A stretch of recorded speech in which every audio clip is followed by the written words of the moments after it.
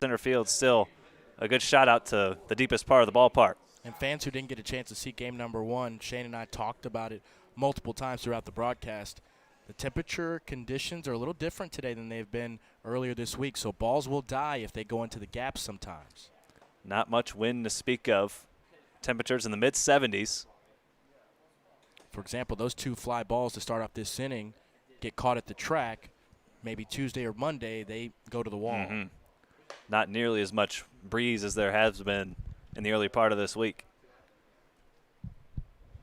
2 balls, no strikes to Wade Stouse, the designated hitter this evening. Hoffman retired the first 2 he faced. On flyouts to the center fielder Floyd, they had the shift on Stouse, 3 infielders on the right side of the infield as that pitch is taken for a strike. 2 balls, 1 strike. Big time power from the left-handed swinging Wade Stouse. He and this guy on deck, Austin Schmidt, the 3-4 punch in this order. Deadly, one of the more deadly combinations of power in this league between a 3 and 4 hitter. 3 balls, 1 strike. The offering from Hoffman in there for a called strike on the inside corner. Wade Stouse, 5 homers, 16 driven in. Hitting just under 340, getting on base about 47% of the time. OPS over 1,100. The 3-2.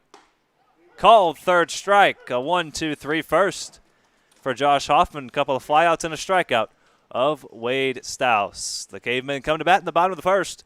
No score here on CarShield Collegiate League TV.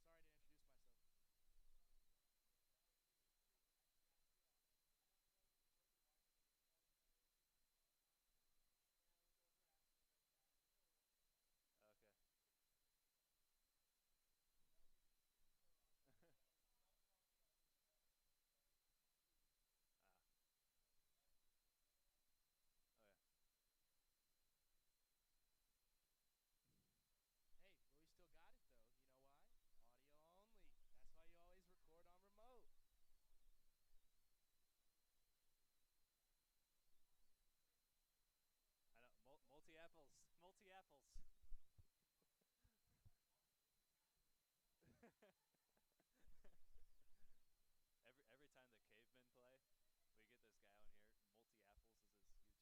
name.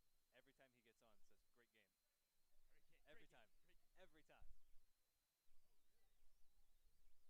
Every time. No, he just I think he just opens the stream and then immediately just types great game. And he'll get on about the second inning. Watch this. About 6 o'clock. It's multi-apples. Multi-apples. Multi-apples. It's like multi-Y apples is his YouTube name.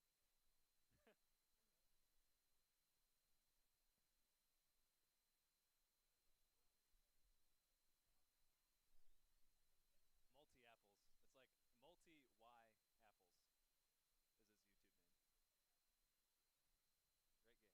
Great game, period. Haha. See what you did there.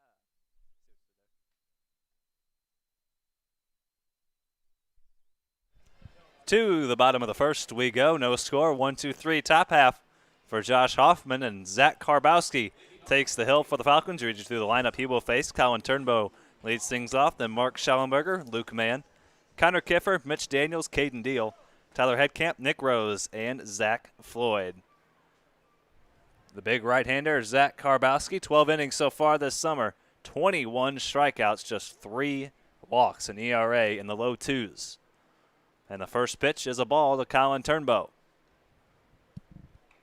The last time we saw Karbowski was on Saturday against the Corn Belters, tossed 2 hitless innings, struck out 4, didn't walk a soul.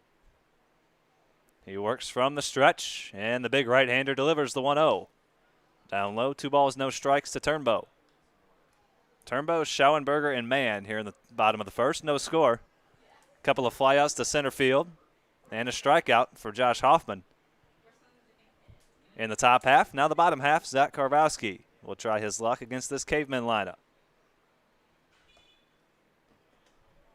3 balls, no strikes. Karwowski has not worked more than 3 innings in any outing this year. He's done that twice. He's been used in short bursts for this Falcons squad. He's in a 3-0 count here against Colin Turnbow. And he walks him on 4 pitches as that fastball misses upstairs. So leadoff walk for the Cavemen. And now Mark Schauenberger.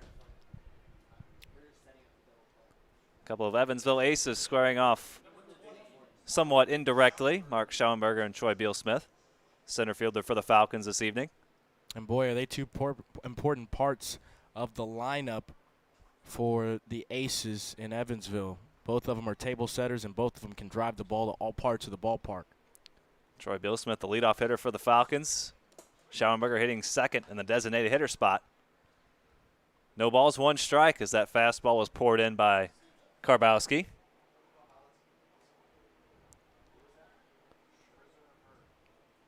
Schauenberger hitting just under 200 this summer, but getting on base about 43.5% of the time. He's walked 10 times in 46 plate appearances. I'm telling you, Markey, ever since he was 16 years old, has always been one of the most disciplined hitters I have ever been around. And that's paid off to the tune of 10 walks and just 7 strikeouts on the summer. He looks at a ball there, 2 balls, 1 strike. Karwowski, 6 balls in the first 7 pitches he's thrown in the ball game. Uncharacteristic of the right-hander. Just 3 walks all summer long and 12 innings coming into play. Turnbow on first base, and he will check on it.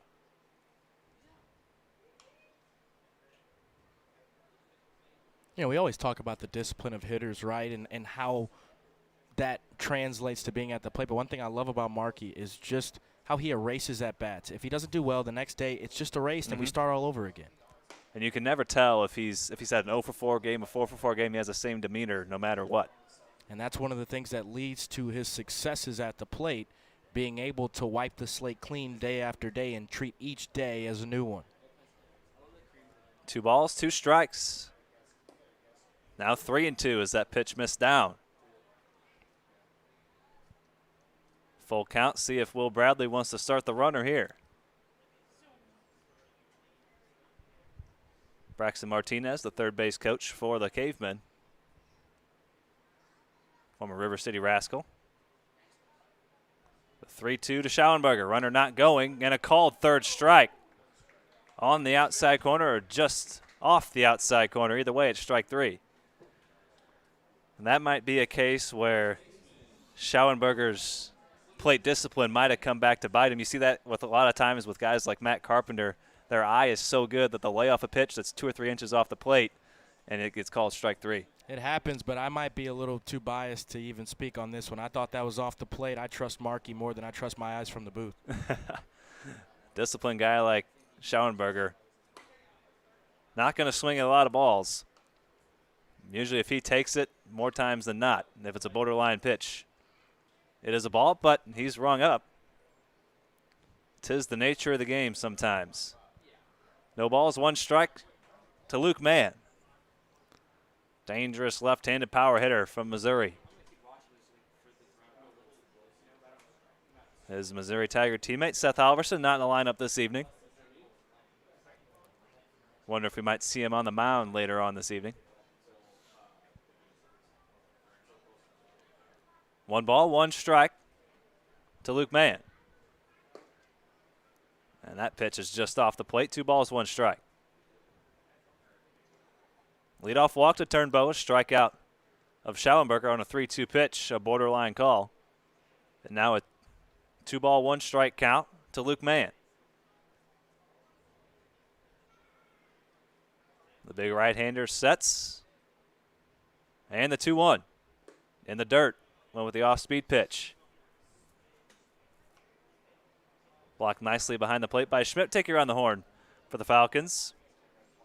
Michael Long in left, Troy Bealsmith in center, Alex Hoff in right, Andrew Fay at third, Cade Hole at short, Nick Hoffman at second, Pete Zimmerman at first, and Austin Schmidt behind the plate. The 3-1 from Zach Karbowski. Ball 4, so 2 walks in the inning to the first 3 hitters. Not the start Zach Karbowski or manager Josh Kiesel was looking for.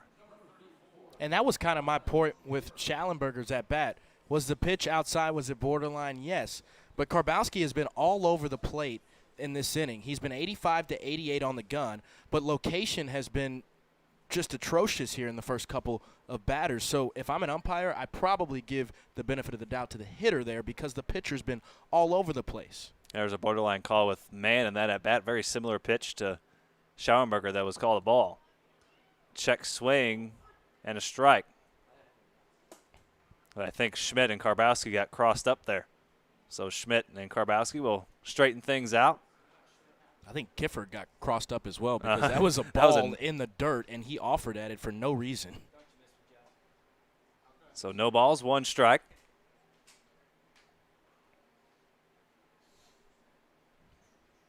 So Schmidt and Karbowski get things straightened out. I think Schmidt was expecting a fastball, and he got the breaking ball. The 0-1 coming to Connor Kiffer with a couple of runners on base after 2 walks. And he hits that one down the left field line and foul and out of play. Almost a nice catch by a little Sparky down there in the grass. Nice effort. I think he closed the glove just a little too quick. Just a little bit. Yeah, just a little too quick. But that's the joy of, being able to have 25% capacity at these ball games is that you get to see fans out here. You get to see kids chasing foul balls. And, we're doing it safely here at Carshield Field, but it's still good to see some fans in attendance. The 0-2 from Karbowski, another foul ball. A couple of youngsters down there in that grassy area down the left field line just beyond the third base dugout near the visitors' bullpen. They still got the ball regardless, so even if they didn't make the catch, they still got the baseball. Hey, souvenir, right? Yeah. No balls, 2 strikes to Connor Kiffer. Karbowski set for the 0-2. Here it comes. Swing and a miss. Couple of strikeouts in the inning for Karbowski, 2 away. That Kiffer out in front on the breaking ball. So a couple of walks and a couple of strikeouts. He's alternated walks and strikeouts. Walk, strikeout, walk, strikeout. And now the Webster Gorlock, Mitch Daniels. Couple runners in scoring position, or 1 runner in scoring position, couple runners on base. Colin Turnbow at second, Luke Mann at first. The first pitch from Karbowski. Swing and a miss. Mitch Daniels, 280 hitter coming into play. Couple of extra base hits, 5 runs driven in, 6 runs scored. Beautiful evening here at Carshield Field, starting just after 5:30. The 0-1. Up and in, buzz the tower of Daniels. $1 beer night here at the ballpark. So if you're watching from home, you want to make it out for game 2, come on out. We'd love to see you. 1 ball, 1 strike. Here's the 1-1. That's a broken bat. Hit into shallow left. Michael Long coming on. He makes a sliding catch for the 3rd out. Nice play out there in left field by Michael Long. I think the base runners thought there was only 1 out, but hey, that's out number 3 anyway. Nice play out there by the big fella Michael Long, and we're through a scoreless first. We head to the 2nd. The Falcons coming to bat, no score here on Carshield Collegiate League TV.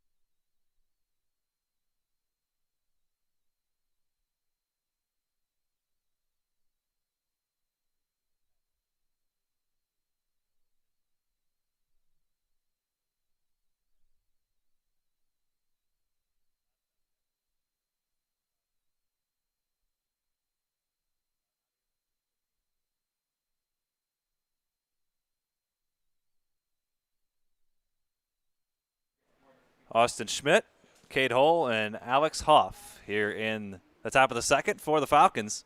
4, 5, and 6, a 1-2-3 inning for Josh Hoffman. We want to take this time to thank our proud sponsor, Interco Recycling.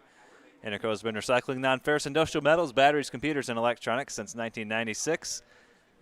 And here's the 1-0 from Josh Hoffman. That's hit into right field and hit well. A late break on it, and it's over the head of Nick Rose and to the wall for a base hit. Rose got a late jump on that ball, and Schmidt has himself single off the wall. How about no jump at all? That's probably one of the very few times outfielder of any caliber just stands still when a fly ball is going into right field. Your first step as an outfielder is always back. Never stand still, never step forward. You always step back first. That's the first time we've seen Rose in the outfield so far this summer. Usually a catcher, so you wonder if that maybe played a factor. Not sure exactly how much experience he has in the outfield. No, 1 ball, 1 strike to Cade Hull. Which is interesting why Heckkamp wouldn't be playing right field, because right field is the harder outfield position to play. You usually put your most inexperienced outfielder in left field. And Hull hits one to right center. That is deep, and it will one-hop over the wall for a ground rule double. So Cade Hull continues to swing a hot bat. He's got a ground rule double. Good piece of hitting by Cade Hull, right? Absolutely. Just takes it where it's pitched, kind of a little inside-out swing there, and he got a good enough barrel on it for it to one-hop the wall and almost have a chance to get out of here. Again, you wonder if Cade Hull hits that ball Monday or Tuesday, if it's out of here. It very well could be. He hit one that direction on Monday that cleared the wall in the second pitch of the ball game. He hit 2 home runs back on Monday, and he's already got a double here in this ball game. So the future Purdue Boilermakers showing out here this week in the Carsfield Collegiate League. No balls, 1 strike to Alex Hoff, and all of a sudden, a couple runners in scoring position for Josh Hoffman to deal with. The 0-1. Check swing, and he went around. That was blocked nicely there by Caden Deal behind the plate. Second time we've seen him behind the plate. He's played primarily in the outfield, getting the start behind the plate, catching Josh Hoffman. If he can take care of Hoff here, that would be huge. The 0-2. That's chopped slowly to third. Kiffer is going to go over to first, and he's out. So an RBI for Alex Hoff. He's retired for the first out. Schmidt scores the first run of the ball game. Falcons lead at 1-0. Great communication there by Deal and the third baseman and Kiffer. You saw Deal point after Kiffer kind of looked him back at home and was thinking about throwing it home. Instead, Deal just points at him and says, hey, throw that ball to first. Let's get the for sure out here. We got plenty of baseball left to play. He takes a sure out at first base, an important first out. You want to make sure you get an out any way you can get it, especially with nobody out in the inning after the first 2 have reached on base hits. You want to make sure you get something, even if you do give up a run. It's still early. 1 ball, no strikes to Michael Long. And a big swing and a miss. Boy, this big boy gets him some at the plate.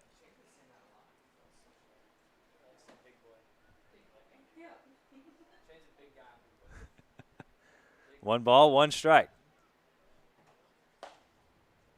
Now 2-1. That breaking ball gets away from Hoffman.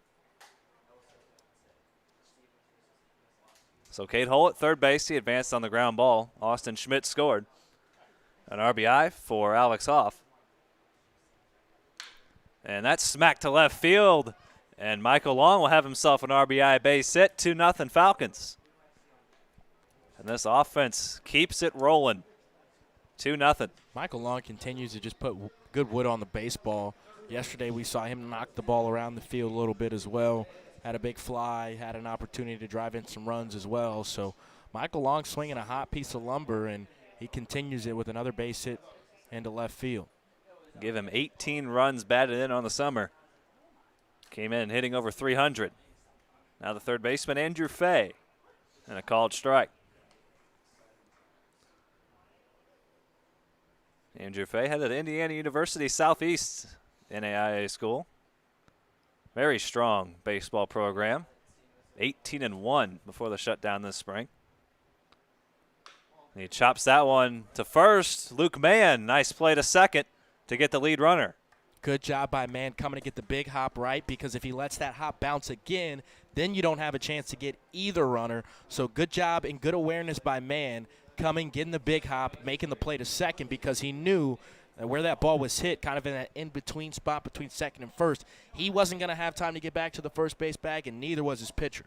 So great awareness by Luke Mann. And more importantly, retires the lead runner, keeps the runner out of scoring position, and keeps the force in effect, although with 2 outs. So we have a Hoffman and Hoffman matchup here. Josh against Nick. Josh on the mound, Nick at the plate. Nick Hoffman hitting the 9 spot, playing second base. The 1-0. Inside corner, good pitch there from Josh. So Andrew Fay reaches on the fielder's choice. Michael Long is retired. 2 runs in the inning. RBI ground out by Alex Hoff, followed by an RBI single by Michael Long. And that's hit into left field. And Nick gets the better of this Hoffman-Hoffman matchup. He has a base hit. Nice piece of hitting there to pick up a base hit. And that turns things back over to the top of the order in Troy Bealsmith. Was this a different Josh Hoffman than what we saw in the first inning? I mean, he just kind of mowed through the top of this Falcons lineup. A fly out to center to start the game. Second at bat was a fly out to center, and then a strikeout of Wade Stouse to end the inning. So he 1-2-3 first, and now all of a sudden 4 hits in the inning, a couple of runs. That's why baseball is such a crazy, crazy game. Every inning, every at-bat, a new opportunity. 1 ball, 1 strike to Troy Bealsmith, who flew out his first time up. Hoffman drops in a off-speed pitch for the second strike. So Bealsmith getting his second plate appearance here already in the second inning. 2 outs, Andrew Fay at second, Nick Hoffman at first. Michael Long was retired on the fielder's choice off the bat of Fay. The 1-2 from Josh Hoffman. In the dirt, blocked nicely by Deal. Just the second time Deal's been behind the plate this summer, but he's really impressed. Done a nice job blocking baseballs. Runs very well, so he's a good athlete. Does a nice job going down and blocking balls in the dirt. He does another one there. 2 balls, 2 strikes to Bealsmith. The 2-2. In the dirt, runners will be off with this pitch, so a base hit will score at least 1. Bealsmith fights his way back from 1-2 to run the count full 3-2.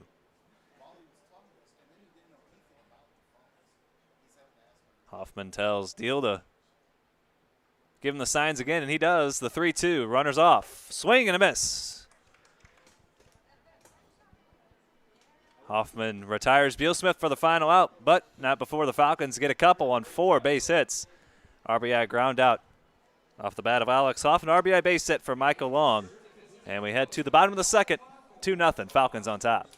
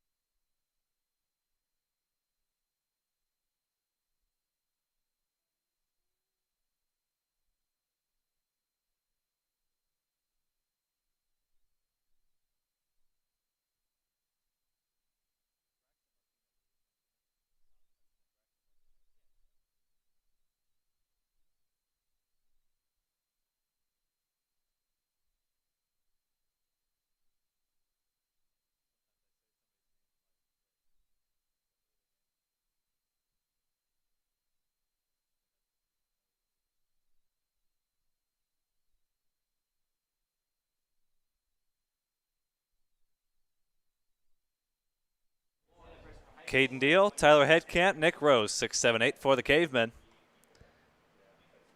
2 runs in the top of the second for the Falcons on 4 hits. No hits on the ball game so far for the Cavemen. They got a couple of walks, but Karbowski worked around it with a couple of strikeouts and a fly out to left field. A nice sliding catch by Michael Long. The first pitch to Caden Deal is a ball in the dirt.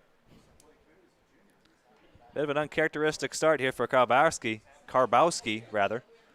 Through 12 innings so far this summer, he only surrendered 3 walks. He's already surrendered 2 through the first inning. Did have a couple of strikeouts. The 1-0 to Caden Deal. Swinging a chopper to the right side. Pete Zimmerman will flip, and it is not in time. Karbowski slipped. I think he missed the bag. Might have had a chance if he would have kept his footing, but he slips. So an infield single for Caden Deal. Yeah, and I kind of put that play on Peter Zimmerman, not really on the pitcher there, because he's got to bust his butt to get over to first base. Pete's got to come get that big hop. I mean, you can't let that tap 4 or 5 times before you come and get it. I mean, he was at about the lip of the infield when he fielded the ground ball. You got to come get that. That thing chopped about 3 or 4 times before it got to him. That's also a case where you want to get it to your pitcher as quickly as possible so you're not throwing it to him and he has to catch the ball, try to tag the bag at the same time. Exactly. You want him to have that baseball as he's making those final couple steps to the bag. So an infield single for Deal. He's on first base to lead off the inning. And Tyler Headcamp at the dish, the owner of a couple of home runs this summer. One the other day, a shot to right center that hit the top of the roof of the clubhouse, the visitors' clubhouse out in right center. 2 balls, no strikes. Now 2-1, a swing and a miss from Headcamp.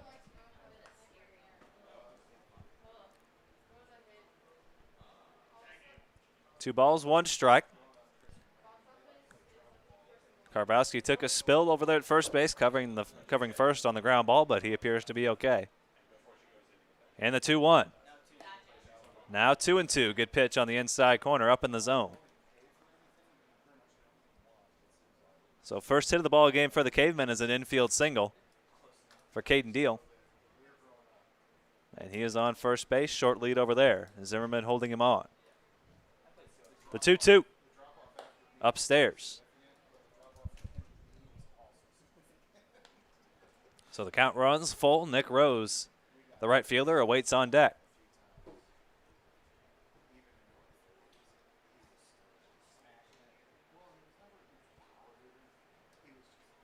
These Cavemen have scored 118 runs in 23 ball games. So right around 5.5 runs a game.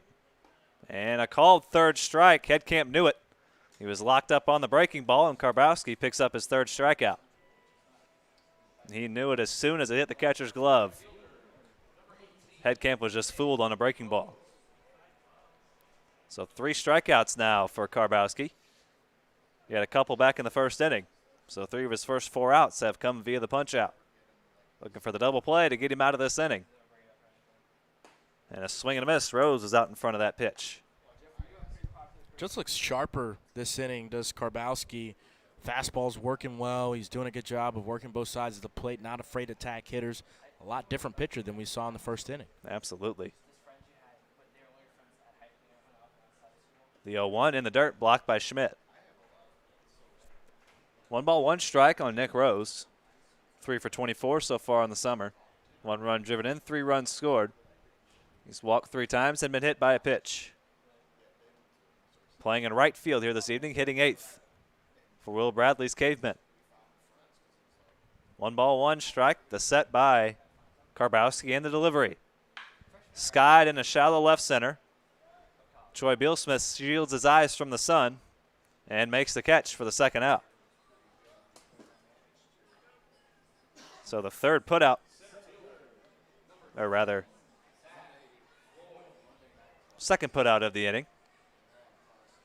And Karbowski will now deal to Zach Floyd, the number 9 hitter. Floyd at the plate has made a couple of putouts in the field. He hits 9th, trying to extend the inning and get things back to the top of the order. 1 ball, no strikes.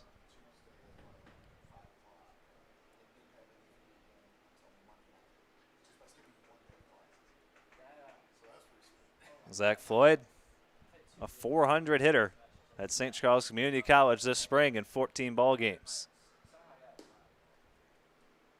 So far this summer, hitting just 143, but has drawn 7 walks, good for a 350 on base percentage. 3 of his 6 hits have gone for extra bases, couple of doubles and a home run. 6 runs driven in, 9 runs scored. The 2-0 coming from Zach Karbowski. Fouled straight back right into your living room. 2-1. Floyd still in a good hitter's count here. Colin Turnbow awaits on deck, the leadoff hitter. He walked his first time up. Caden Deal on first base after an infield single. And Karbowski took a spill covering the first base bag. The long set by Karbowski in the 2-1.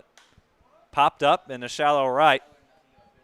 The second baseman, Nick Hoffman, calls everybody off and puts it away for the third out. The scoreless second for Zach Karbowski. He's through a couple shutout innings. We head to the third. Cam Thomas will take things from here. 2-0 Falcons here on Car Shield Collegiate League TV.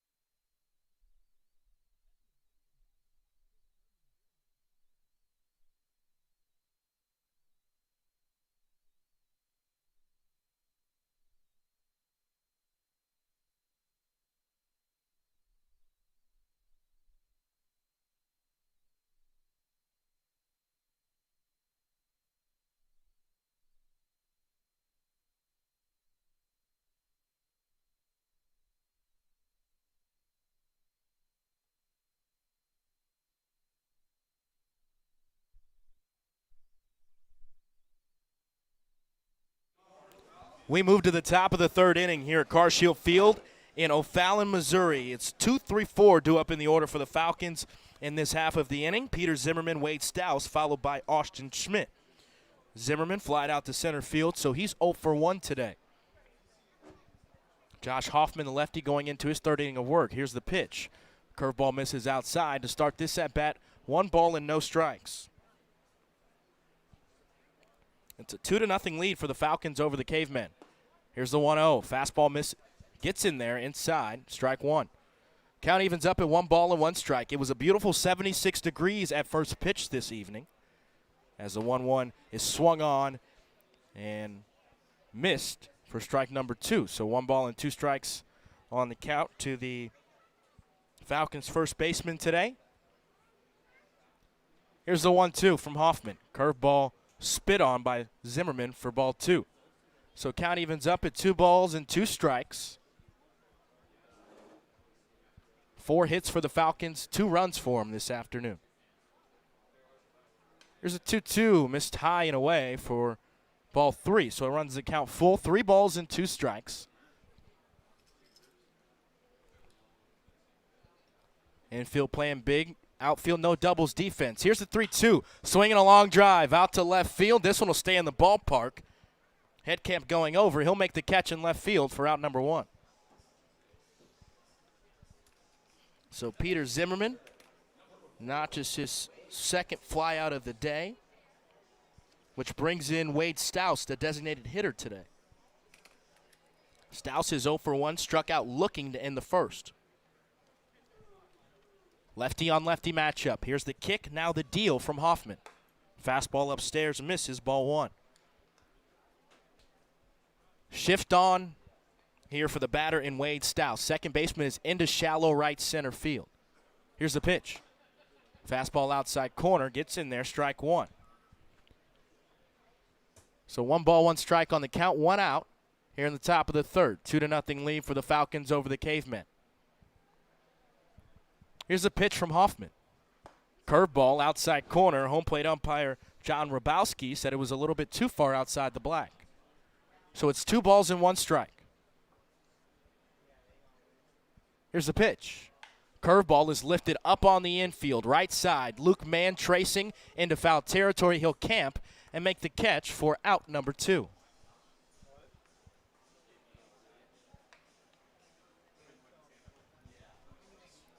And that was really a tough play for Luke Mann. He had to go into foul territory and look up into the sun. He's one of the only infielders that isn't wearing shades. And, of course, he's a Missouri Tiger. Seen him play a bunch of times. He usually doesn't wear shades anyway. Brings in Austin Schmidt, the catcher today. He doubled, later scored in the second. Schmidt takes a first pitch upstairs from Hoffman, ball 1. Shift still on for Hoffman. Here's the pitch. 1-0, outside corner. Great job of framing by Deal behind the plate to bring it back in the strike zone for strike 1. 1 ball and 1 strike on the count. Here's the pitch. Off-speed pitch misses low and outside, ball number 2. Austin Schmidt trying to reach base with the 2 out in the top of the third. Here's a 2-1. Missed somewhere, whether it was upstairs or side, for ball 3.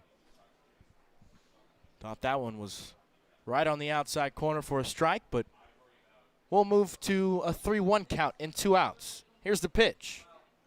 Outside corner, called strike. Austin Schmidt was ready to throw his bat into the dugout and go take a base on balls. But instead, he will stay in the right-hander's batter's box and face Hoffman for a 3-ball, 2-strike count. Here's the pitch. Fastball swung out territory behind the plate. The catcher Deal throwing off his mask, and he'll make the catch for out number 3. So no runs and no hits, no errors in the field for the Cavemen. We move to the bottom of the third inning. It's a 2-0 lead for the Falcons over the Cavemen. You're listening to CarShield Collegiate League Baseball on the CarShield Collegiate League Radio Network and CCL TV.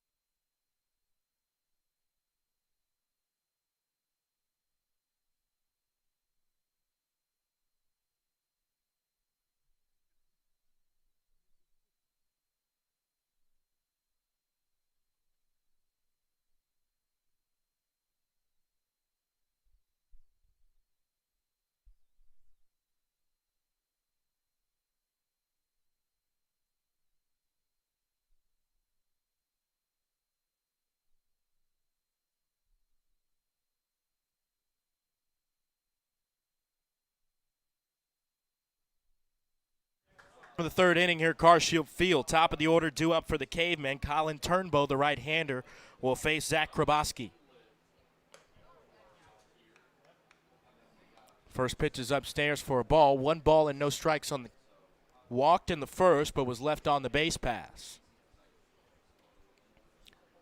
Here's the 1-0 to the shortstop. Upstairs at the letters, ball 1. Marky Schallenberger awaits on deck, the designated hitter today. He's 0 for 1. A 2-0 lead for the Falcons here in the bottom of the third inning. Cavemen trying to get on the board. Here's a 2-0. Oh, watch out. Headhunter there. And Turnbow's got to get out of the way. So count is run to 3 balls and no strikes. This looks like the Zach Kraboski we saw in the first inning, losing control and not being able to find the strike zone. We saw in the second inning, he can pound the zone. Here's the 3-0. Fastball missed inside and upstairs, and Colin Turnbow is on with a leadoff walk.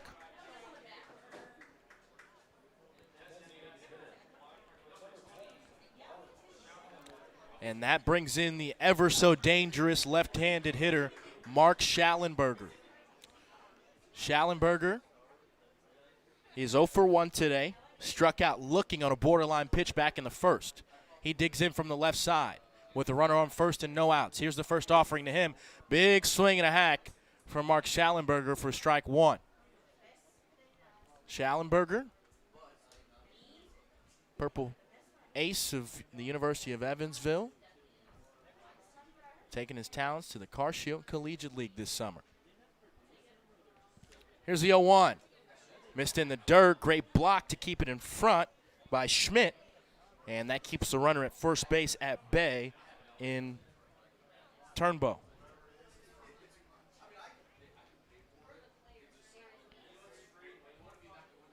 Talked about Schallenberger's average being low, now dipped below the 200 mark, but his OBP is still at 435. Counts even, 1 ball, 1 strike. Here's the kick, now the deal from Kraboski. This one's lined right back at the shortstop, past his open glove, into center field for a base hit. That was a rocket by Markey right back up the middle. And now he's put 2 Cavemen on the base pass at first and second with no outs here in the bottom of the third.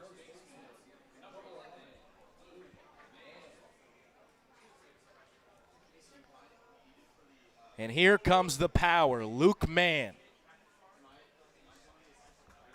Mann is 0 for 1 today, but dons one of the highest averages in the entire Carshield Collegiate League, a candidate for the MVP award at the end of the season, hitting just under 400. First offering to him. Big swing and a hack on an off-speed pitch on the outer third to the left-handed Mann for strike 1. Luke Mann, the dual player out of the University of Missouri, played his high school days at St. John Vianney High School, was Missouri Player of the Year 2 straight years in a row before taking his talents to Steve Beezer and company in Como. Here's the 0-1. Fastball missed low, bounced to the catcher, Schmidt, but he was able to keep it in front. 1 ball and 1 strike on the count to Luke Mann. Mark Schallenberger gets his lead off at first, and Turnbow does the same at second. Infield is pinched up the middle. Hole is covering the bag at second. Now he goes back, and Kraboski will set. Here's the pitch. Off-speed pitch missed low. Mann was able to let it go by for a ball. 2 balls, 1 strike on the count. Connor Kiffer awaits on deck. He struck out as well back in the first. Outfield is straight away. Left fielder in long is deep, about a step from the track and left in front of the 354 sign in left field. Here's the 2-1. Fastball missed outside. And now Kraboski is dancing and prancing around Luke Mann when he needs to be attacking. No outs here in the bottom of the third. 3 balls and 1 strike. The count to Luke Mann. A runner at first and a runner at second. Cavemen trying to cash in here in the bottom of the third as they trail 2-0. Time called. Luke Mann wants a second to think about it one more time.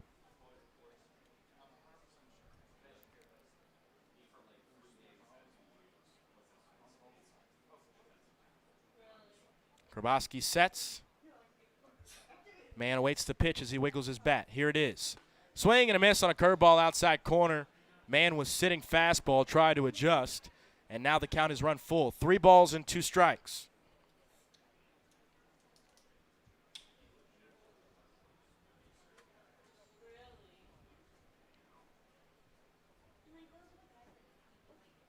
Krabowski is ready. Here's the pitch. Swing and a miss. He struck out Luke Mann for the first out of the bottom of the third. So first strikeout of the day for Luke Mann brings in Connor Kiffer, the third baseman. He's 0 for 1, struck out for the second out of the inning back in the first. Kiffer on the season, a .282 hitter, 356 on base, and a .410 slug. Stands in from the right side. Here's the first offering to him. Fastball right down mainstream, strike 1. Continue to wonder what guys are looking for on this first pitch. Continue to get first pitch fastballs and see guys being patient. Check back at the runner at second. He's there easily.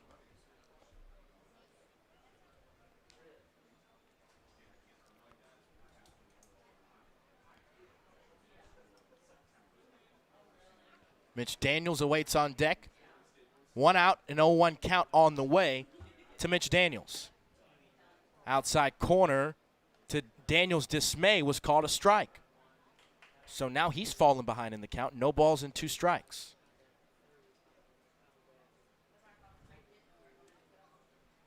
Very few clouds in the sky here at Carr Shield Field. Just all sun beaming on the turf field.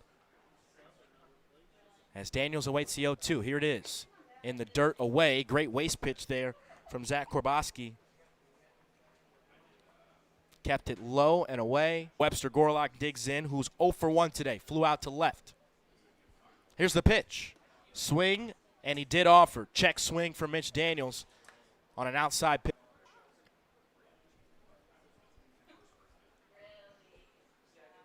Daniels hitting just under 300 this season in the Carr Shield Collegiate League, right at the 280 mark. Here's the 0-1. Swing and a foul ball behind the screen, out of play. So we'll reset for a no ball, 2 strike count.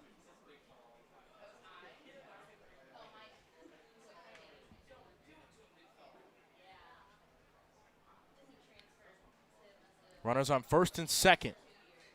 2 outs and 2 strikes on the count here in the bottom of the third inning to Mitch Daniels, the second baseman. Here's the pitch from Korbowski.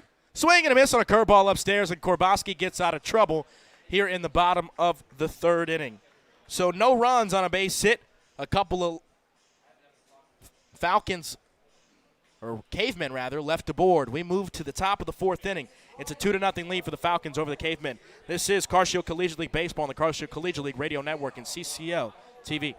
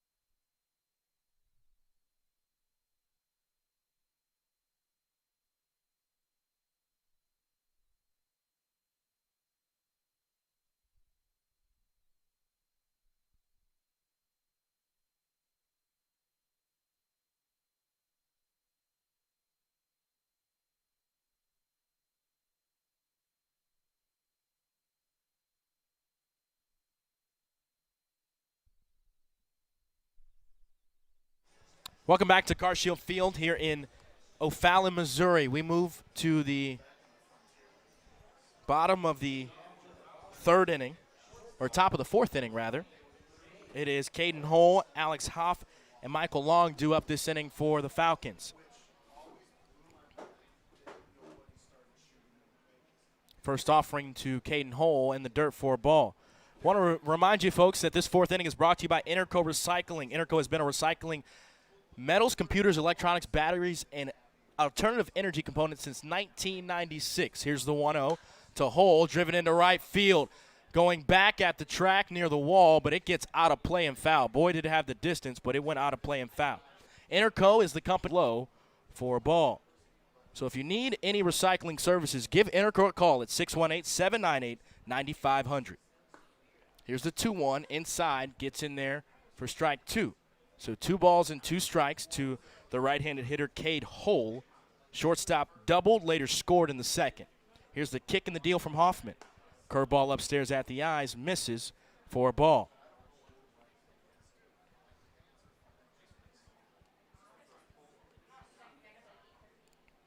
Here's a 3-2. Swing and a foul ball back at the screen. Will Bradley, the head coach for the Cavemen, will jump out of the dugout, grab the foul ball, and retreat back to his post. So 3 balls and 2 strikes to Caden Hull. Here's the pitch. Swinging a long drive. Deep left center field. Going back, the center fielder at the track makes the catch on the run for the first out of the fourth.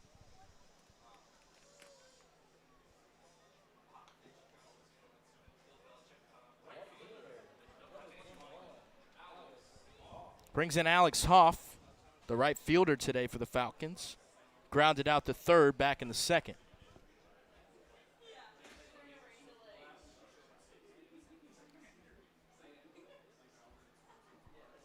First offering to him, flowing up on the right side of the infield, gets out of play and foul.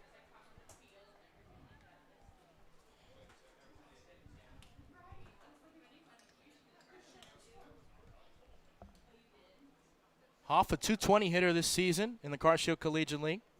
OBP at .273. 0-1 to the shortstop, flowing up, makes the catch, does Hull for the out.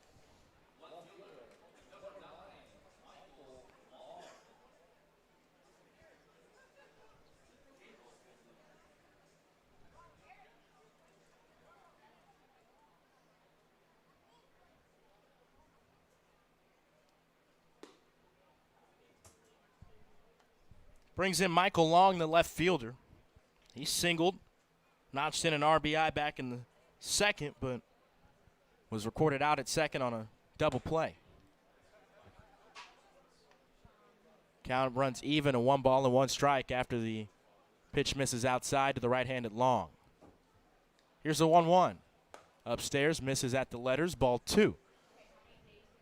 Long's got some serious power in that lumber. We've seen it displayed all summer long, especially the last couple of days. Here's the 2-1. Big swing and a hack on the high cheese. Couldn't catch up to it for strike 2. Falcons still lead 2-0 here in the top of the fourth inning. Here's the 2-2. Upstairs and away, ball 3. Beautiful night at the ballpark for baseball, so if you aren't here, want to come check out Game 2, come on down to CarShield Field. Here's a 3-2. Swung on and lifted over the press box, out of play, and foul.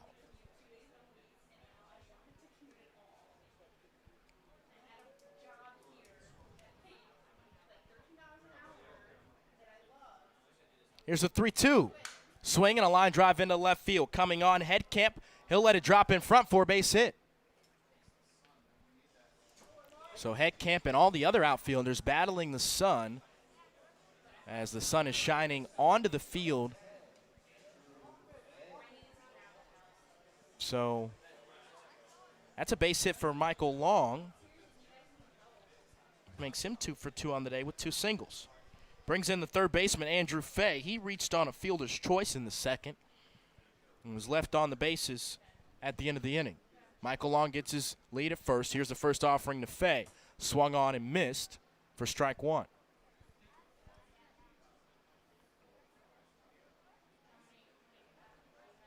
Fay hitting just a measly 121 on the season and 42 at-bats. Here's the 0-1. Swing popped up on the infield. Will it stay fair? No, it'll get out of play as the catcher, Deal, gave chase towards the Cavemen dugout.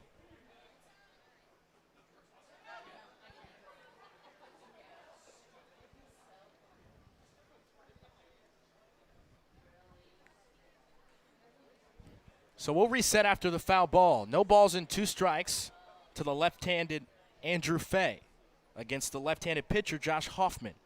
Here's the pitch. Misses inside in the dirt. Long takes off for second, scoots away from Deal, and Long is going to advance to second.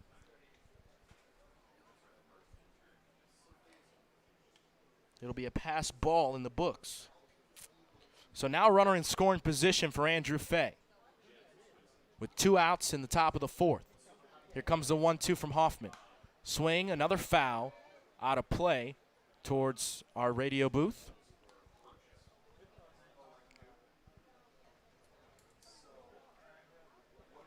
Plenty of fans in attendance today. We'll get you numbers of official attendance in the next half inning.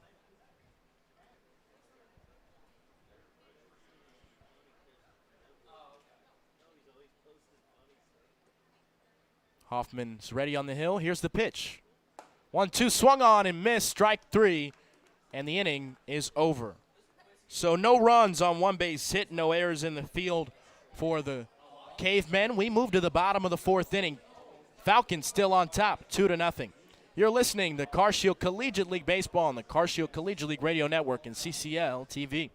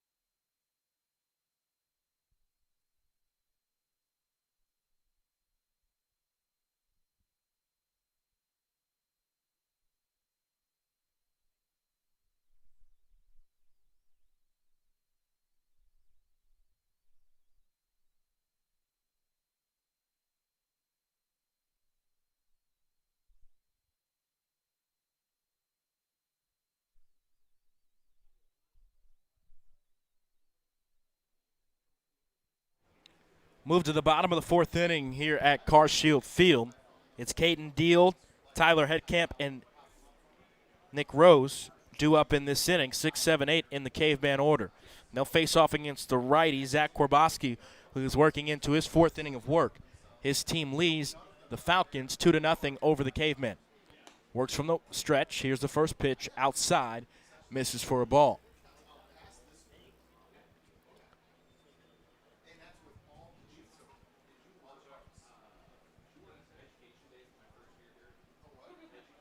Here's the 1-0.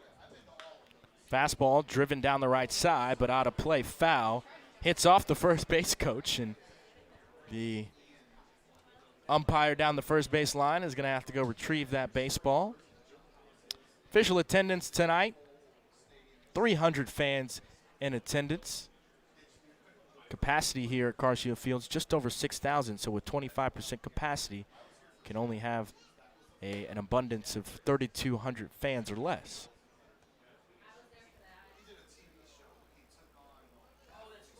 One ball and 1 strike on the count as the last pitch missed outside for a ball to the left-handed deal.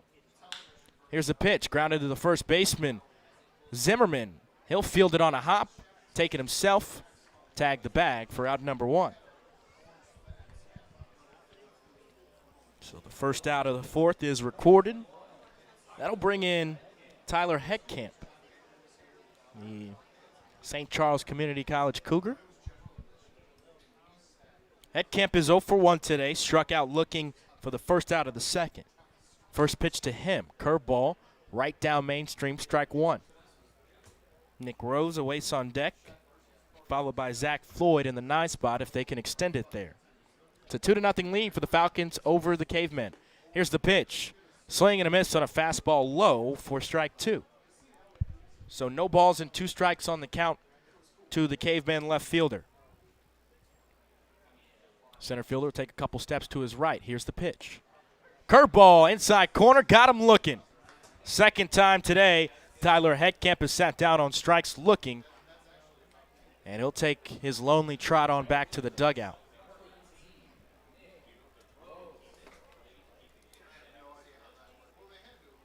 Brings in Nick Rose, the right fielder today. Normally would be behind the plate for the Cavemen, but is in right field. He's 0 for 1, flew out to center. All-speed pitch misses upstairs for ball 1.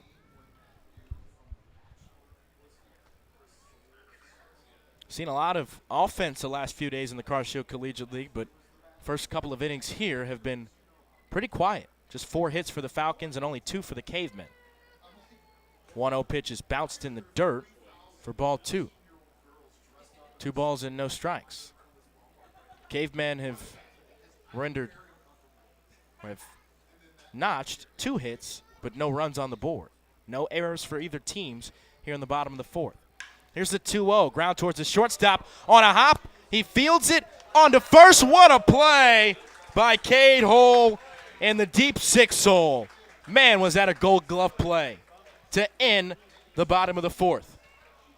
So no runs, no hits, no errors in the field by the Falcons. We move to the top of the 5th inning. We're moving and grooving here at Car Shield Collegiate Field. We're back in a moment on the Car Shield Collegiate League Radio Network and CCL TV.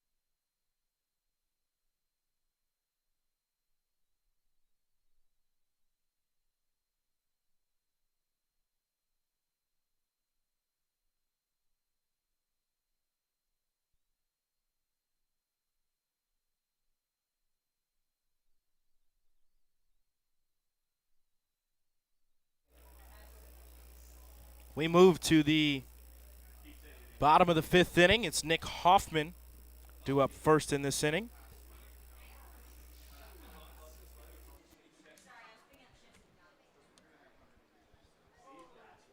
First pitch to him, outside, misses for ball 1.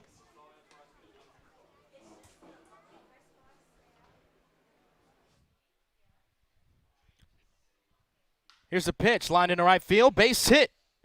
0-1 fastball, driven into right by Nick Hoffman, his second base hit of the day.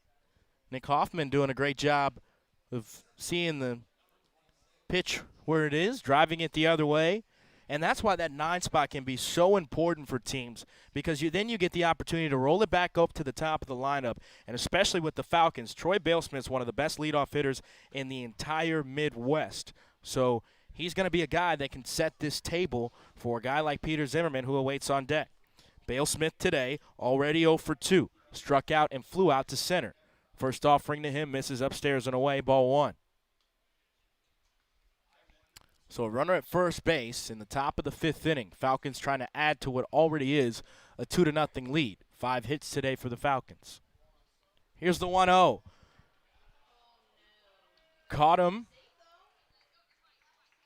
A throw to first was not in time as Nick Hoffman was taking off for second.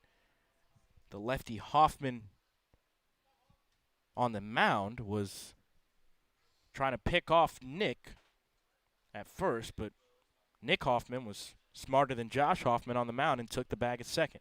So now a runner in scoring position for Troy Balesmith. A 1-0 count to the righty. Here's the pitch. Upstairs at the eyes, and Balesmith's not offering it any junk. He's a disciplined hitter.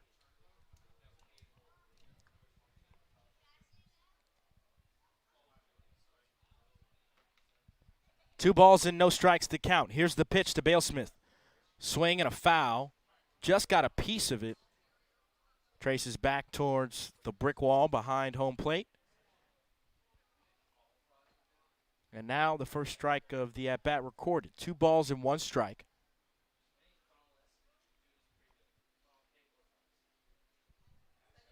Hoffman grabs his lead at second. Hoffman now sets on the mound. Here's the pitch. Off-speed pitch missed outside for a ball. So just for clarity, Nick Hoffman, the second baseman for the Falcons, is at second base. Josh Hoffman, the left-handed pitcher for the Cavemen, is on the mound.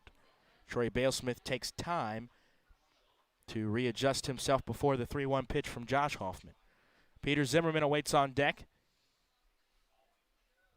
with no outs. Here's the 3-1 to Balesmith.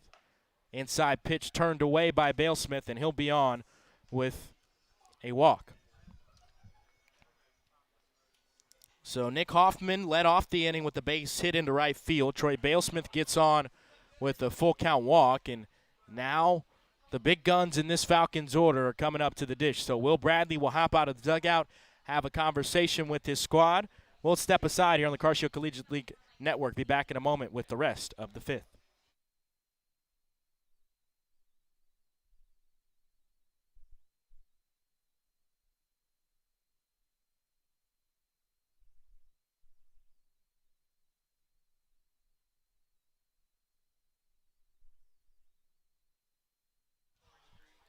So welcome back to CarShield Field, top of the 5th inning, 2-0 lead for the Falcons over the Cavemen.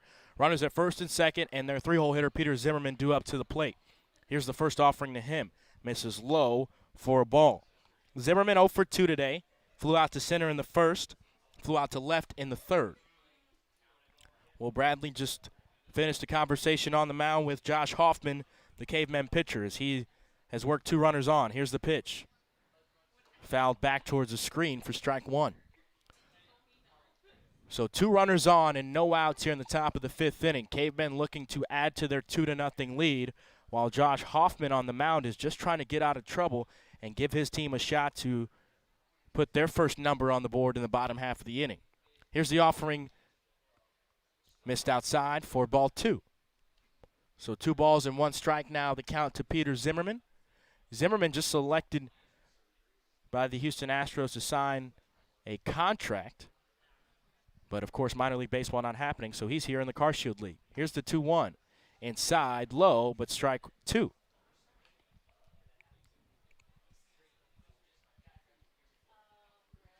Signed a free agent contract as he wasn't drafted by the Astros, but days later, Astros called him up, said, come on down.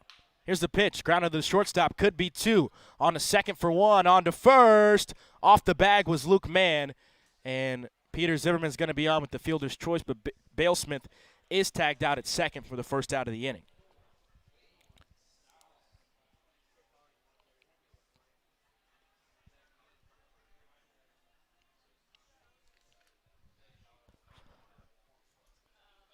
So now runners are at the corners. Shift goes on for the Cavemen as the shortstop goes behind the second base bag for the left-handed Wade Stouse. Check over to first base by Hoffman, but Zimmerman just takes one step back to the bag and easily gets there. Second baseman deep in the 4-hole. Right fielder just about a couple of steps from the track and right. Center fielder straight away, but no doubles defense all the way across the outfield. Big hole in the left side of the infield. Here's the pitch. Swing and a miss on a fastball inside. Stouse couldn't catch up to it.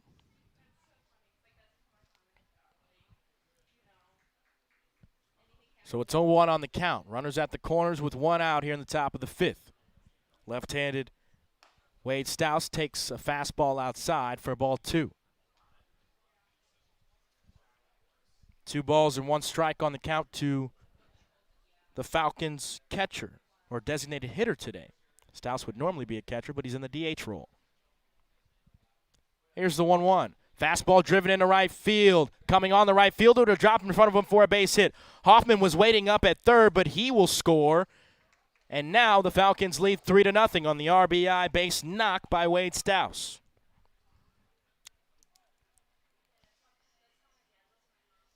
So first hit of the ball game for Wade Stouse. First RBI of the ball game for him as well. And the third run of the game scored by the Falcons. They now lead 3-0. Will Bradley out. He's going to make a change. We'll step aside here at Carshield Field and tell you about the new hurler on the hill. It's a 3-0 lead for the Falcons over the Cavemen here in the top of the fifth. We're back in a moment on the Carshield Collegiate League Radio Network and CCL TV.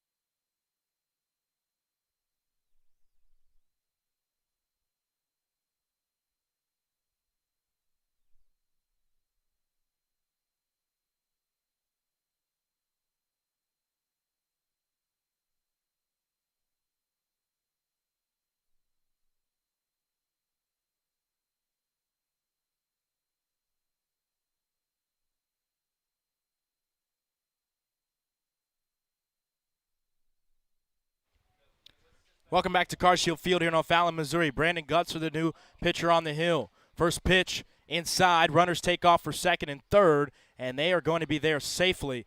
Great awareness by the Falcons, taking off on the first pitch there. And it was Gutzler's fault. He was working from the windup instead of the stretch. Austin Schmidt, the batter.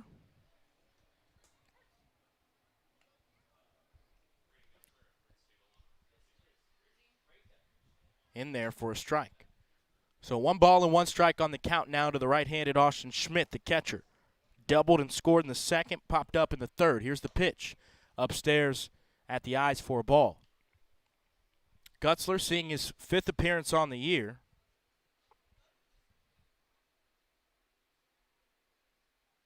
A guy that normally plays the outfield positions. Was a big hitter at Murray State and St. Louis Community College as he delivers a fastball low for a ball. Played for Kevin Mulder at the time, who was the head coach of Murray State, now the head coach at Jefferson County Community College, a part of the Region 16. Here's a 3-1. Swung on and lifted into shallow right center field, converging all three, and the second baseman will actually make the catch in right center for the outfield. Was playing no doubles defense, so second baseman had to go out and make that play in Daniels. So that's the second out of the inning. Brings in Cade Hull, the shortstop. Made a great play to end the end of the last inning. Went into the 6th hole, diving stop, backhanded, got up and made the strong throw over to first base in time.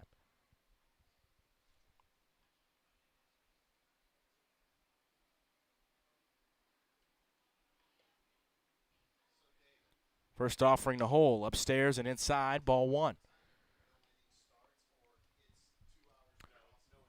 So it's a runner at second, a runner at third. Falcons have already added one more run in this inning as they lead 3-0. Hull trying to add to that. Here's the pitch. Upstairs and away for a ball. Gutzler has pitched 5 innings this year, 4 hits, no earned runs, a couple of walks, 3 strikeouts. And ERA is at 0. Wanted to check the runner over at third base, but there was no third baseman there to cover the bag. So Gutzler will focus on the hitter. 2-0. Here's the pitch. Upstairs, missed somewhere for ball 3. 3-0 now the count. Alex Hoff awakes on deck. He's 0 for 2 today. Here's a 3-0 to Hull. Missed for a ball. So 4 straight balls to start this outing for Brandon Gutzler. Puts Cade Hull on first base on a base on balls. Brings in the right fielder, Alex Hoff. Hoff is 0 for 2. Grounded out the third and the second. Popped up to the shortstop back in the 4th. Bases juiced, 2 outs in the 5th. First offering to Hoff, upstairs and away for a ball.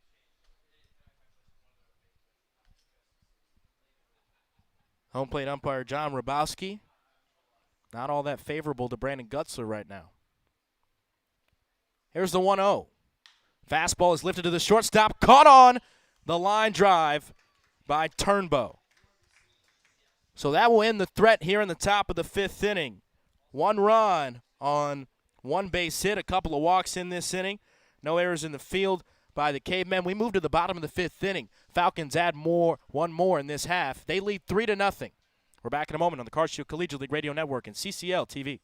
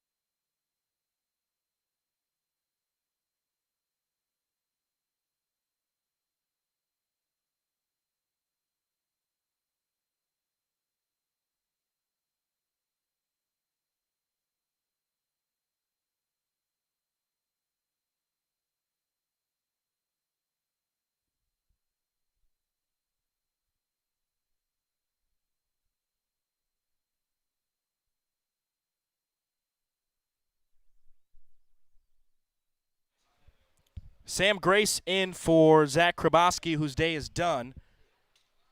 He'll face the right-handed Zach Floyd, who drives the first pitch he sees into center field, down for a base hit. So Zach Floyd aggressive on the first pitch from Grace and knocks it right back up the box for a leadoff single. So that's the first hit of the day for Zach Floyd. He moves to 1 for 2 today. Rolls it back to the top of the order. Colin Turnbow due up. Turnbow takes a first pitch curveball that goes behind his head, so he's got a duck for cover. Turnbow has walked twice today, so top of the order has been very patient. Grace is going to have to make sure he comes right at them. Grounded to second baseman, on to second for one. Bale Smith to throw to first, high, but Peter Zimmerman with that tall 6'3" frame is able to make the catch for the 4-6-3 double play.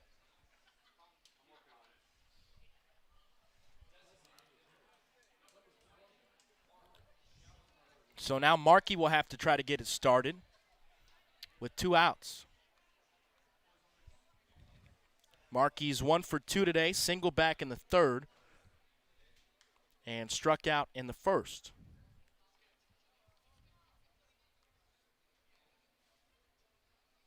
First offering to Mark is outside, but gets in there for strike 1.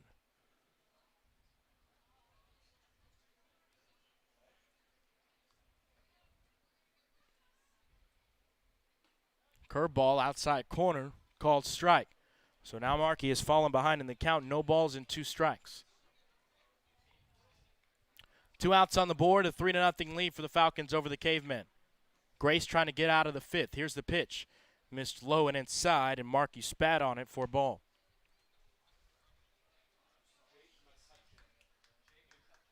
One ball and 2 strikes to count. Cavemen only 3 hits on the day. Here's the 1-2 to the left-handed Markey. In the dirt, misses for a ball.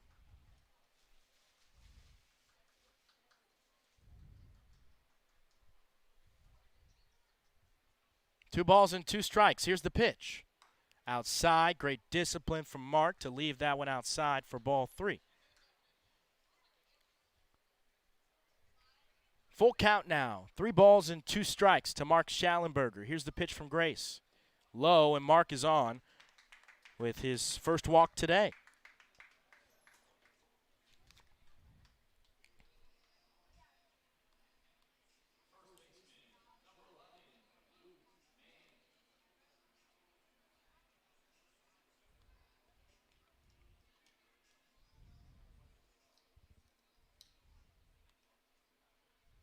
So it brings in Luke Mann. The left-handed first baseman digs in. Takes a first pitch curveball outside for a ball.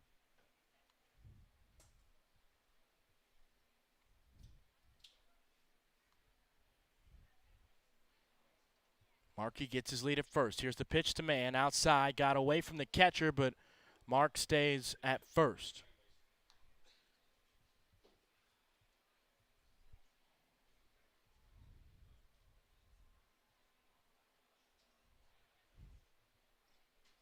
One count to Luke Mann, who's 0 for 1 today. Struck out swinging in the third, walked in the first, but was left on the base pass. 1 ball and 1 strike to count. 2 outs here in the bottom of the 5th. Here's the pitch to Mann, inside at the knees for ball 2.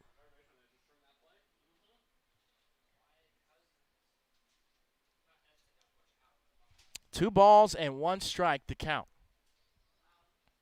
Markey's taken off for second. Delayed steal. Pitch goes to the backstop, and Markey's there with the stolen bag.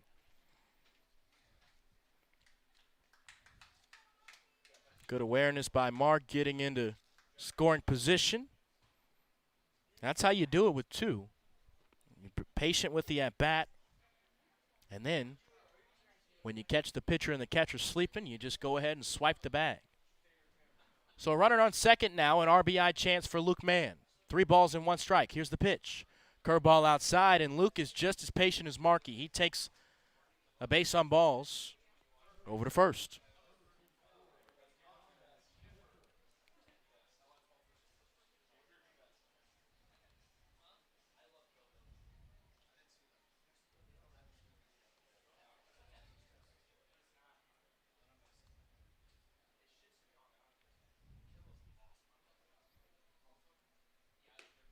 First pitch fastball outside corner misses for Connor Kiffer.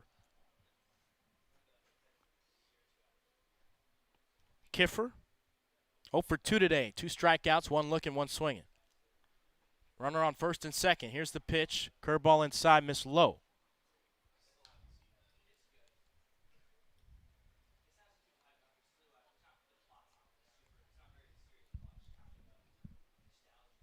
Mitch Daniels awaits on Beck, the second baseman for the Cavemen. Here's the 2-0. Swing and a miss on an off-speed pitch low and inside by Connor Kiffer for strike 1. Lots of baseball left to be played tonight. 2.5 innings left in this one, and then, of course, 7 full in game 2. Here's the pitch. Big swing and a hat. Went down to a knee to take the swing. Did Kiffer for strike 2. Stadium here at CarShield Field starting to fill up. So if you're at home, want to make it here for game 2, hurry on down to the ballpark. It's $1 beer night. Here's the 2-2. Curveball outside corner. Kiffer held up.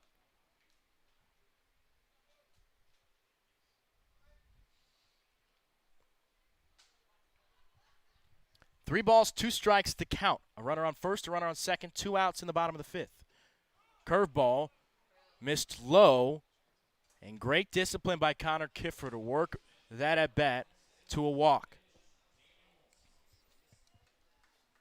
And now in steps Mitch Daniels. So you wonder if you have any cause for concern here. Grace did get the ground ball double play, but now 3 straight walks to load the bags, and Mitch Daniels now due up. 0-2 for the day for Daniels. Struck out and flew out. First offering to him. Outside corner, called strike 1 by John Rabowski, our home plate umpire.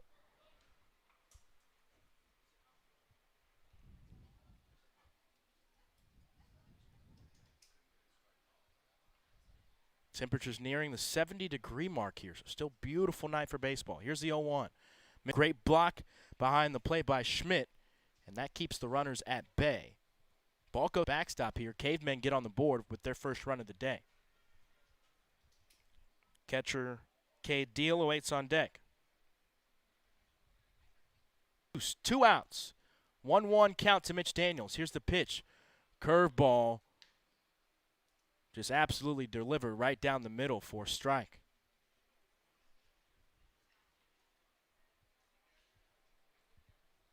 So now Mitch Daniels has to battle. You got to cash in if you're the Cavemen right here. Can't leave 3 runners on base. Here's the 1-2. Swinging a tapper to the shortstop. He'll field it cleanly to second for the out in time. And the Cavemen can't cash in here in this half inning. It's 1 hit, no runs, no errors in the field. They leave the bases loaded to end the bottom of the 5th inning. We move to the top of the 6th. Falcons hanging on to a 3-0 lead here at CarShield Field. We're back in a moment. CarShield Collegiate League Baseball continues on the CarShield Collegiate League Radio Network and CCL TV.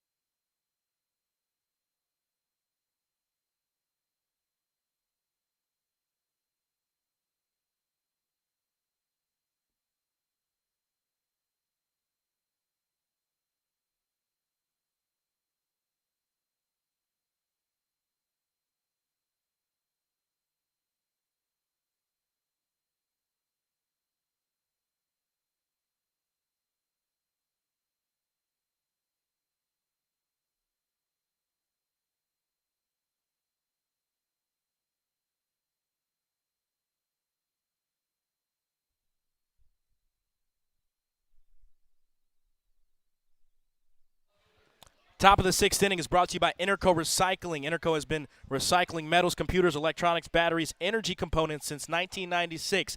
They operate a 400-square-foot facility on more than 40 acres, centrally located on the Illinois side of St. Louis. Michael Long due up against Brandon Gutzler. Swings at the first pitch he sees, lines it down the left field line, but it is out of play and foul. You need a quote, you need more information, you need some services. Give Interco a ring at 618-798-9500. That's 618-798-9500. Here's the 0-1 to Michael Long. Inside and up for ball two. For ball one, rather. 1 ball and 1 strike on the count. It's a 3-0 lead for the Falcons over the Cavemen. Brandon Gutzler going into his second inning of work. Here's the 1-1. Misses low and away for ball. So 6 hits today for the Falcons on 3 runs. Just three hits for the Cavemen. No runs for them. Here's the pitch from Gutzler. Thought about offering, did Long, but it was upstairs and in for ball. So 3 balls and 1 strike now the count. Big shift on for Michael Long. Second baseman in Daniels is behind the bag. 3-1 pitch missed inside and up at the eyes of Long for a leadoff walk. So Michael Long on with the base on balls. He's reached base all 3 times he's come to the plate today. So a single and an RBI back in the second, a single back in the fourth for Long, and now he's on with the leadoff walk to start the 6th. Brings in the left-handed Andrew Fay, who's 0 for 2. Takes the first pitch fastball in the inside corner for Gutzler for strike number 1. Got a chance to learn a little bit more about Brandon Gutzler, obviously, in this league and just knowing him around the St. Louis area. Not a guy that has pitched since about his freshman or sophomore year of high school. After he finished his career at Murray State, he went overseas to play baseball, came back to the U.S., couldn't find a home to play minor league ball, so he decided why not go on the hill, see if the outfield velo translates to the mound. Pitches away, deal with the throw down to second, sails on him into center field. And Michael Long is already there, and he'll stay at second. So Long was already off with the pitch. I'd probably give him a stolen bag.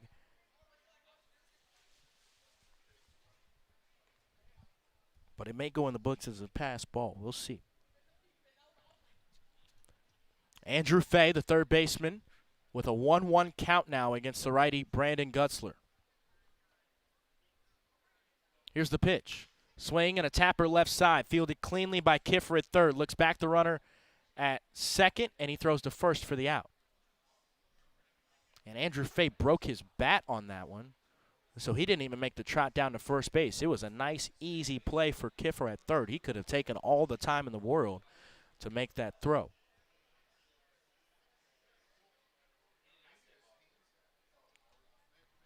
So now 1 out, and Nick Hoffman due up.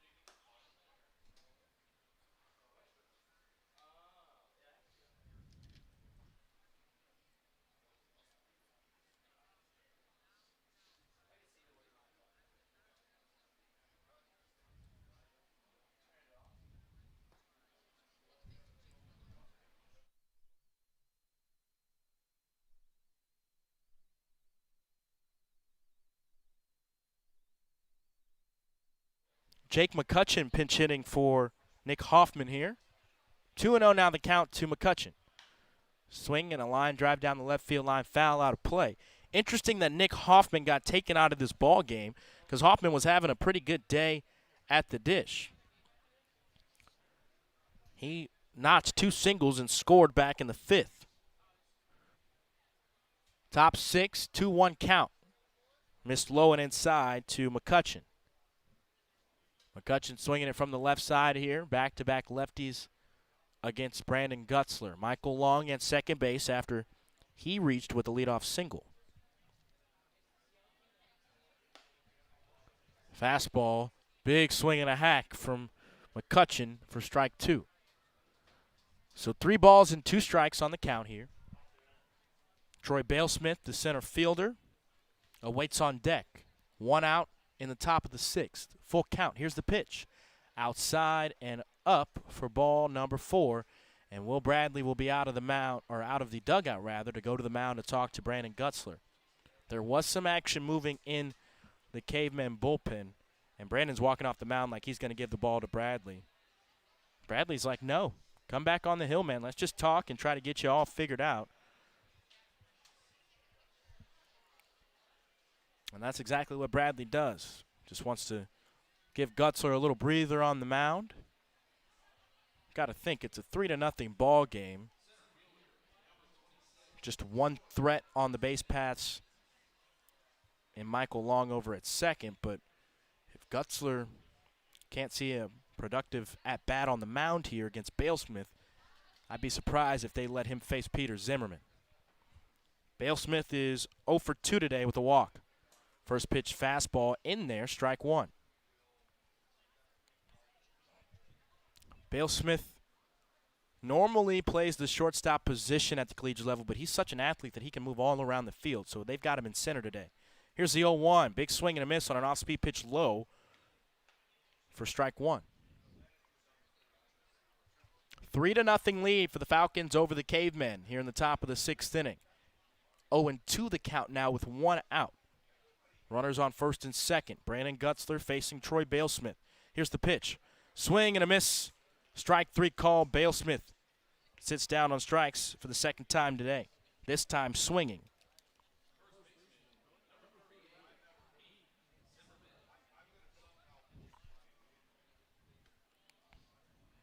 Brings in Peter Zimmerman. Reached on a fielder's choice in his last at-bat. Flew out in the third and in the first to the outfield. 2 outs on the board. Here's the first pitch to Zimmerman. Fastball right down mainstream. Strike 1.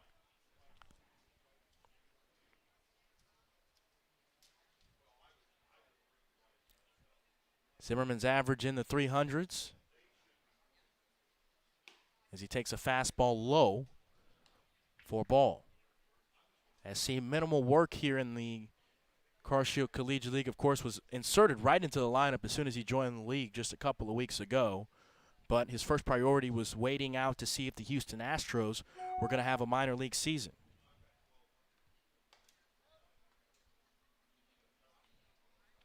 Pitch misses for a ball. So 2 balls and 1 strike now, the count.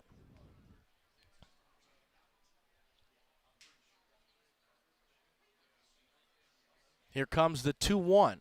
Swinging a tapper left side, coming on the shortstop. He'll field it on a hop to throw to first in time for the out. Peter Zimmerman wasn't booking it down the line by any means, just kind of gingerly paced his way down the first base line, and that's how the inning comes to a close. 3-0 lead for the Falcons over the Cavemen. Cavemen trying to get on the board in the bottom of the 6th. We'll see if they can do it right after this. It's Car-Shield Collegiate League Baseball on the CCL Radio Network and CCL TV.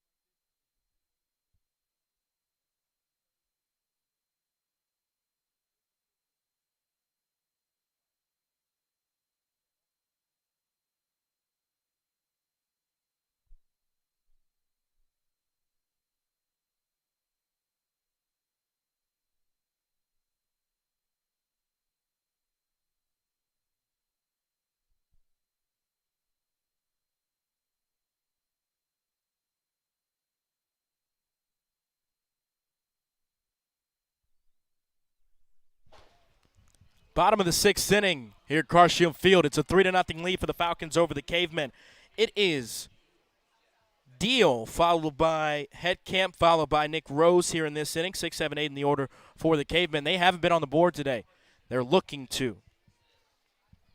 First offering from the new hurler on the hill, and Andrew Fay. Fay was the third baseman. Bats from the left side, but throws from the right, so he'll go onto the hill. Here's the pitch. Deal lines this one into right field, going back the right fielder. He'll take a couple of steps back near the track and make the catch for out number 1.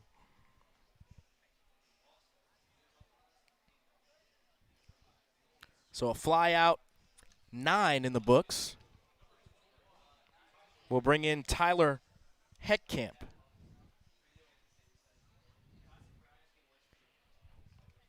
Heckkamp back-to-back strikeouts in this game, both of them looking.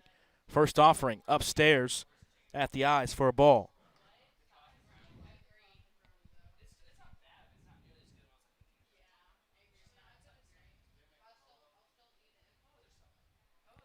Pitch to Heckkamp inside, strike 1.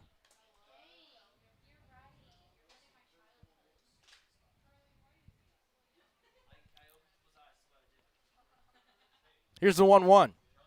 Fastball cut on and missed for strike 2.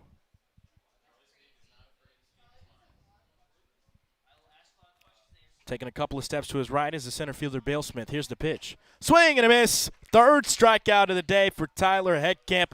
He does not have it figured out at the dish, and he will make the third lonely walk back to the dugout of the evening.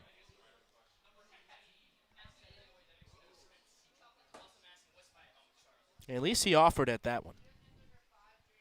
Got to learn. Get struck out looking twice, at least put some effort in on that third at-bat. Brings in Nick Rose with 2 outs. Takes the first pitch, fastball inside for ball 1. Fans continuing to file in as we get set for game 2 after this one. 1-0 outside corner right there, strike number 1.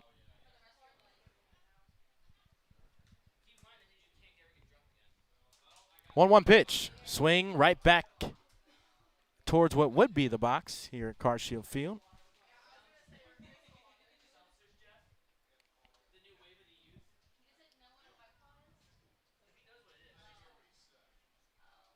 One ball and 2 strikes. Here's the pitch. Curveball swung on and missed. Back-to-back strikeouts for Andrew Fay to end the threat here in the bottom of the 6th inning.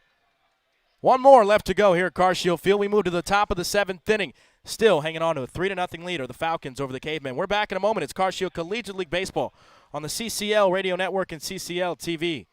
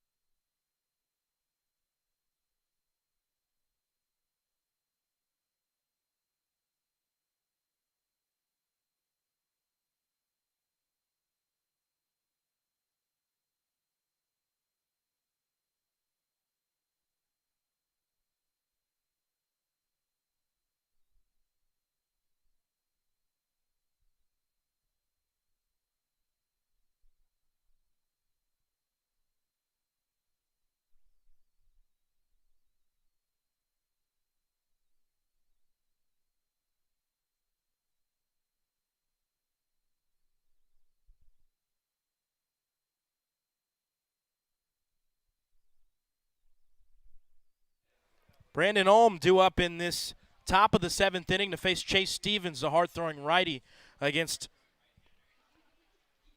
the right-handed Brandon Olm. St. Charles Community College player is Brandon Olm.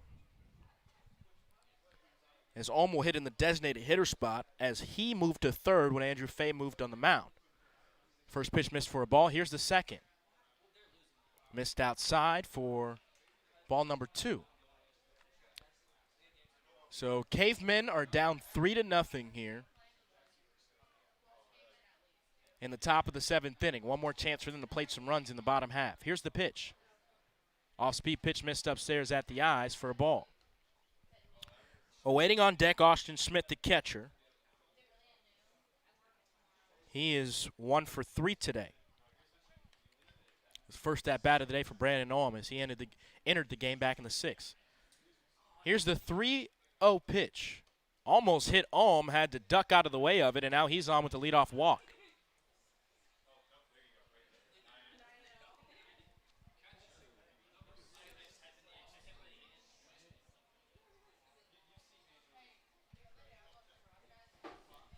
So a base on balls for Mr. Olm. We'll bring in Austin Schmidt, the catcher. He's 1 for 3. Here's the first offering to him. Fastball upstairs at the eyes for a ball.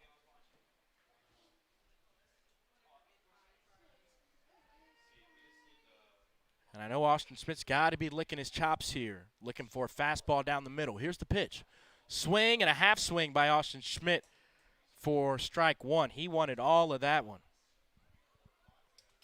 So 1 ball and 1 strike on the count now to Schmidt. He's a guy that can leave the ballpark with authority. Here's the 1-1. Missed inside and upstairs for a ball. So since entering the game, Chase Stevens has thrown 6 balls and 1 strike. A 3-0 lead for the Falcons over the Cavemen. 6 hits for the Falcons, 3 for the Cavemen. 2-1 count to Schmidt. Here's the pitch. Upstairs at the eyes as he keeps his bat glued to his shoulder.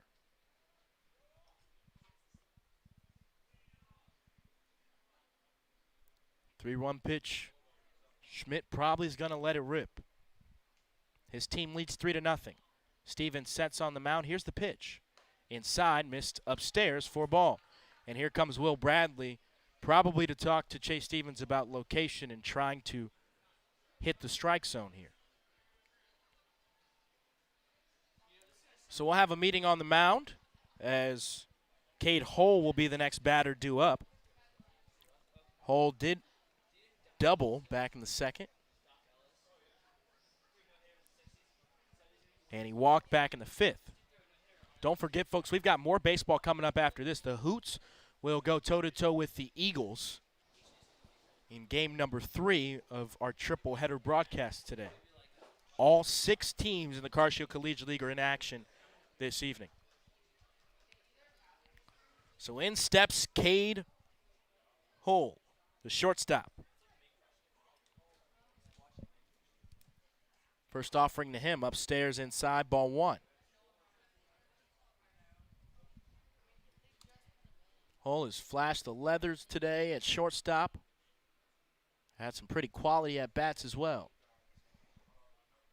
Here's the pitch. Off-speed pitch outside corner. Snap throw down to first. Luke Mann was able to get it on a hop but couldn't tag Schmidt for the out. Schmidt was there quickly and in time.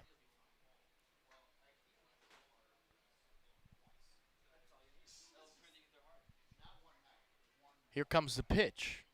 Swing and a miss from Cade Hull. Off-speed pitch for strike 1.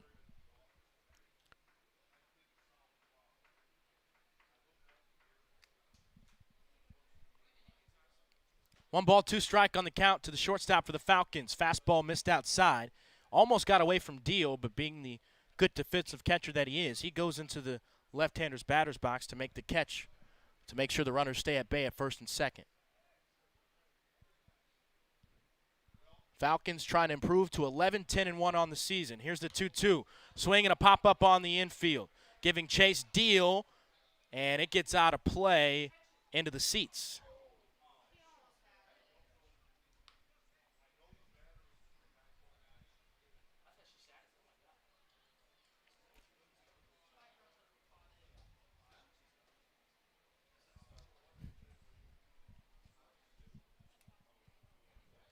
Hole, after he reached today on the base on balls and double, has seen his average bump closer to the 200 mark.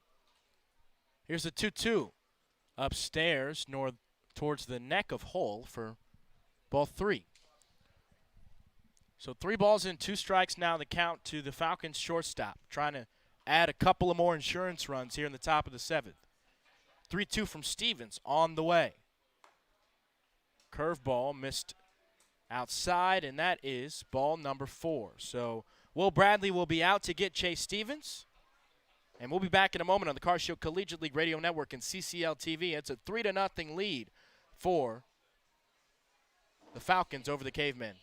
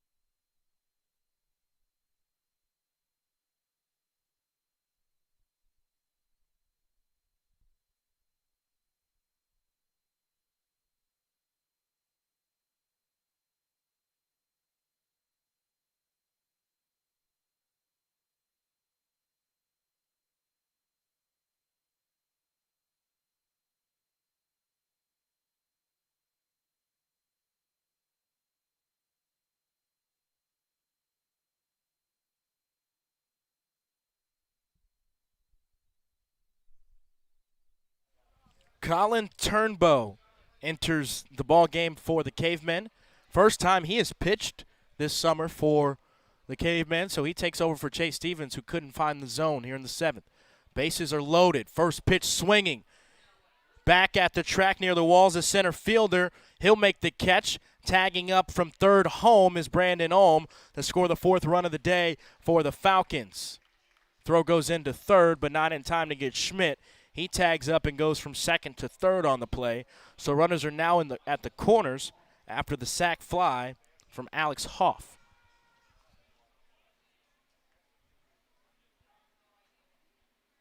So Austin Schmidt stands at third. Cade Hole at first.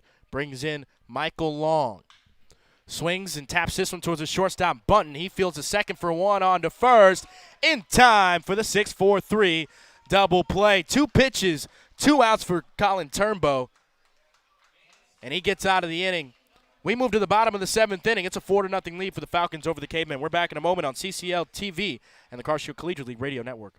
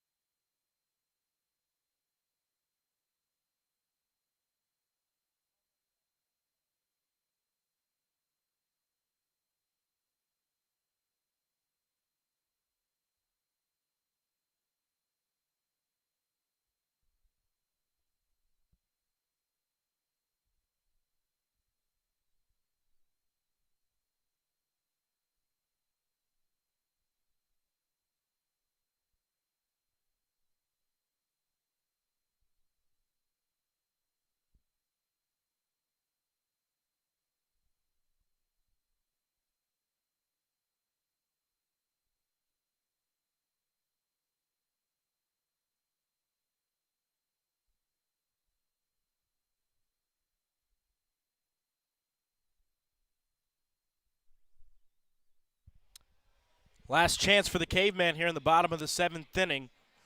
And if they have a chance to do it, at least it'll be with a good part of their lineup. 9-1-2 due up in the order this inning for the Cavemen. They will face off against Andrew Fay, who's going into his 2nd inning of work. The third baseman came in to pitch last inning. First offering to Zach Floyd. Misses for a ball. Floyd is 1 for 2 today. Single back in the 5th. Popped out on the infield back in the 2nd. Here's the 1-0. Curveball swung on and hacked for strike number 1. 1-1 the count now to Zach Floyd. Trying to get something going here for the Cavemen in their last chance, bottom of the 7th. Here's the 1-1. Fastball outside corner, caught the zone for strike number 2. I'll tell you what, Andrew Fay, ever since he came in this ballgame, he's been filling up the zone. Cavemen still just with 3 hits on the evening. Here's the 1-2. Curveball, hit him in the thigh, and he's going to be on with the leadoff HBP. So Andrew Fay had gotten all the way to the payoff pitch. Floyd was behind in the count, and then he wears one on the front thigh. And now they've got a leadoff base runner on base. Something brewing here in the bottom of the 7th.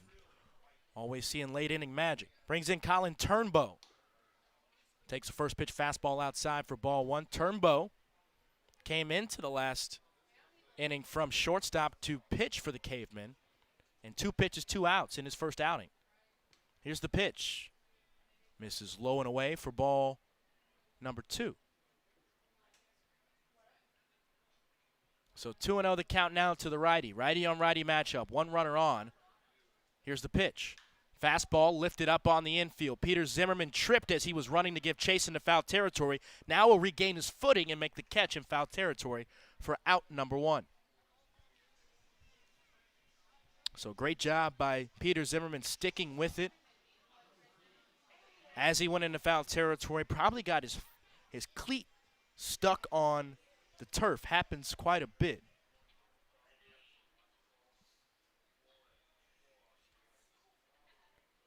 So that brings in the 2 spot for the Cavemen. It'll be Andy Bunton, who is hitting now in Mark Schallenberger's spot. Schallenberger was 1 for 2 today, so this is Bunton's first at-bat. Here's the pitch. Upstairs and away, ball 1.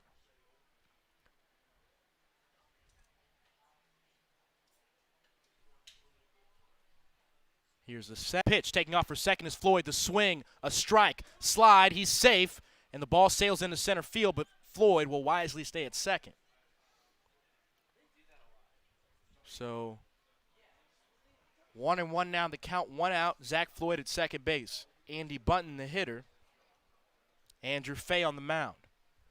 Bunton is a .225 hitter this season. On-base percentage right above 300. Here's the pitch. Swinging a line drive down the right field line, but gets over the Country Financial Party patio and out of play.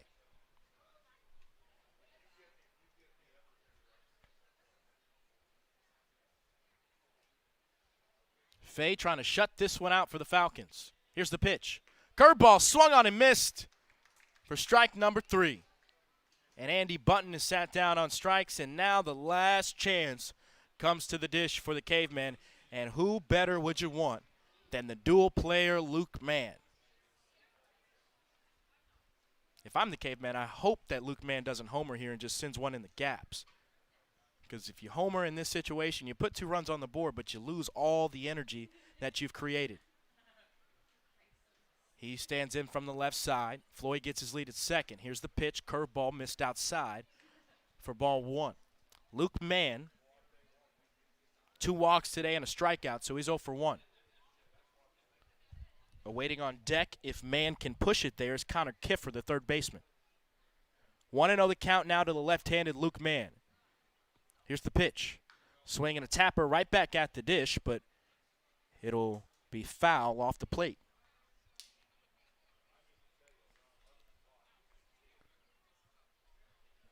Soon enough, the lights will be on here at Carshield Field, as we can already see the lights over the big monster in right field being turned on at the Ozzie Smith complex, which dawns just past the trees here at Carshield Field.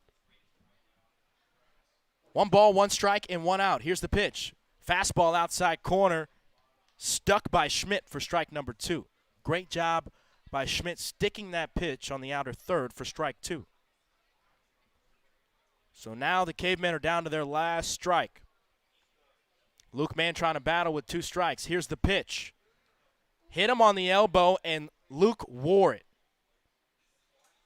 So he'll throw his baseball bat down and take his trot on down to first base. And I know this is going to be an interesting conversation because Luke just gets plunked, and Peter Zimmerman, his Missouri Tiger teammate, is the first baseman right now. So they're laughing it up, having a joyous time over there at first, because Peter and Luke are 2 guys in the meat of that Missouri lineup for the Tigers, and they love to hit. They don't like being walked or being hit by pitches. Those guys love to swing the baseball bat. So in steps the right-handed Connor Kiffer. Takes the first pitch on the outer third, strike 1. Runners at first and second. 2 outs in the bottom of the 7th. Last chance for the Cavemen here in the bottom half of the 7th inning. Here's the 0-1. Swinging a tapper to the shortstop. This could do it. Thought about throwing to second, all the way to first. Did he get him in time? No! I spoke too soon. Cade Holt took way too much time at short to make that throw from the 6 hole over to first base, and Justin Robinson saw it cleanly, the field umpire, and called him safe. So now the bases are juiced, and 1 swing of the bat can tie this ball game up at 4-all. But now the Falcons trail 4-0. The Falcons lead 4-0. Cavemen trail as they are at the dish for their final chance here in the bottom of the 7th inning. It'll be Mitch Daniels due up to the plate. Here's the first offering. Curveball outside corner, missed for ball number 1. Mitch Daniels today is 0 for 2. Miss low, ball. 2 balls and no strikes now. Nowhere to put him if you're Andrew Fay on the mound. You've got to attack here. 2 balls, no strikes. You know Mitch Daniels is looking for something right down the heart of the plate. Here it comes. Fastball outside corner, and Mitch takes it on the outer third for strike 1. Don't mind you taking that pitch here. Find the pitch that you want.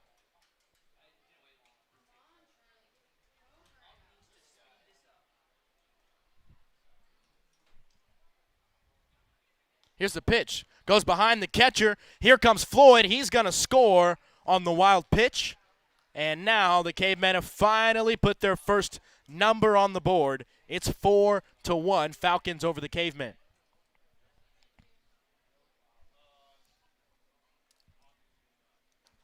So Zach Floyd scores the first run of the day for the Cavemen. They still got 2 on. Mitch Daniels can still tie it up with 1 swing of the bat.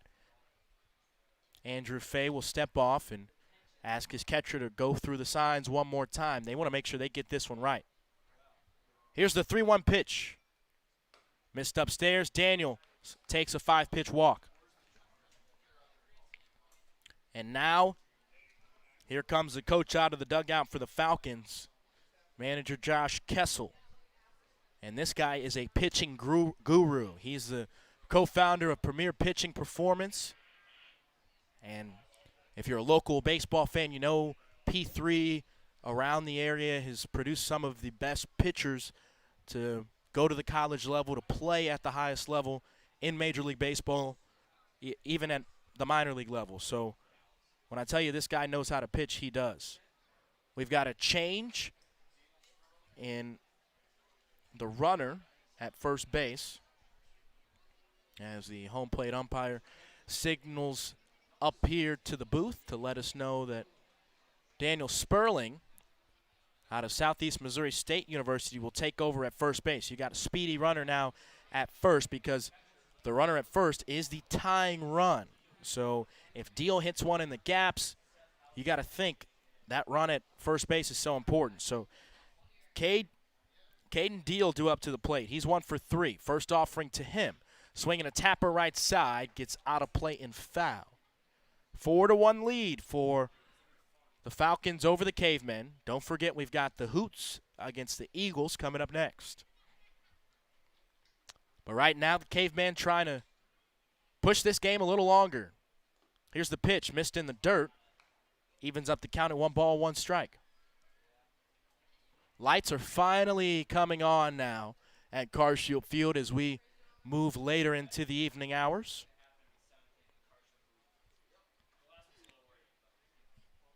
Now Faye is ready for the 1-1. Here's the pitch. Miss low. Another great block by the catcher and Schmidt to keep it in front. Base is juiced with 2 outs here in the bottom of the 7th inning. 2 balls and 1 strike to count to Caden Deal. Here's the pitch. Swinging another tapper right side. Just got a piece of it for strike 2. Outfield playing pretty much straight away. Michael Long in left field is right in front of the 354 sign in left, so he's shaded a little bit towards his left. Here's the 2-2. It hit him. Got him on the front of the foot, nicked him, and the second run of the evening now on the board for the Cavemen. They only trail 4-2. The winning run is now at first base. The craziness continues here in the CCL with late 7-inning magic.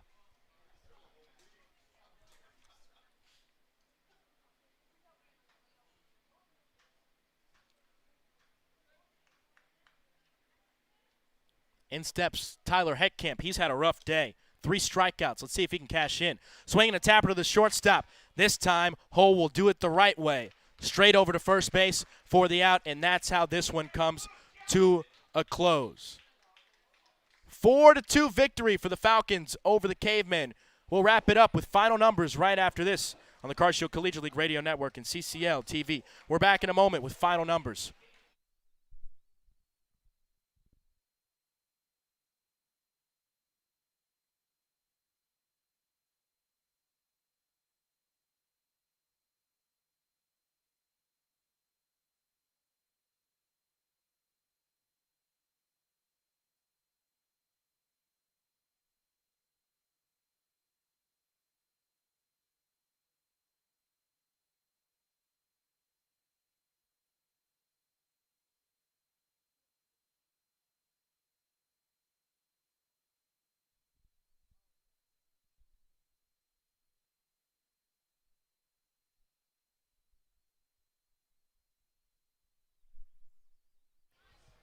We're back here at Carshield Field, the Carshield Collegiate League, as we move to the end of this ball game. 4-2 win for the Falcons over the Cavemen.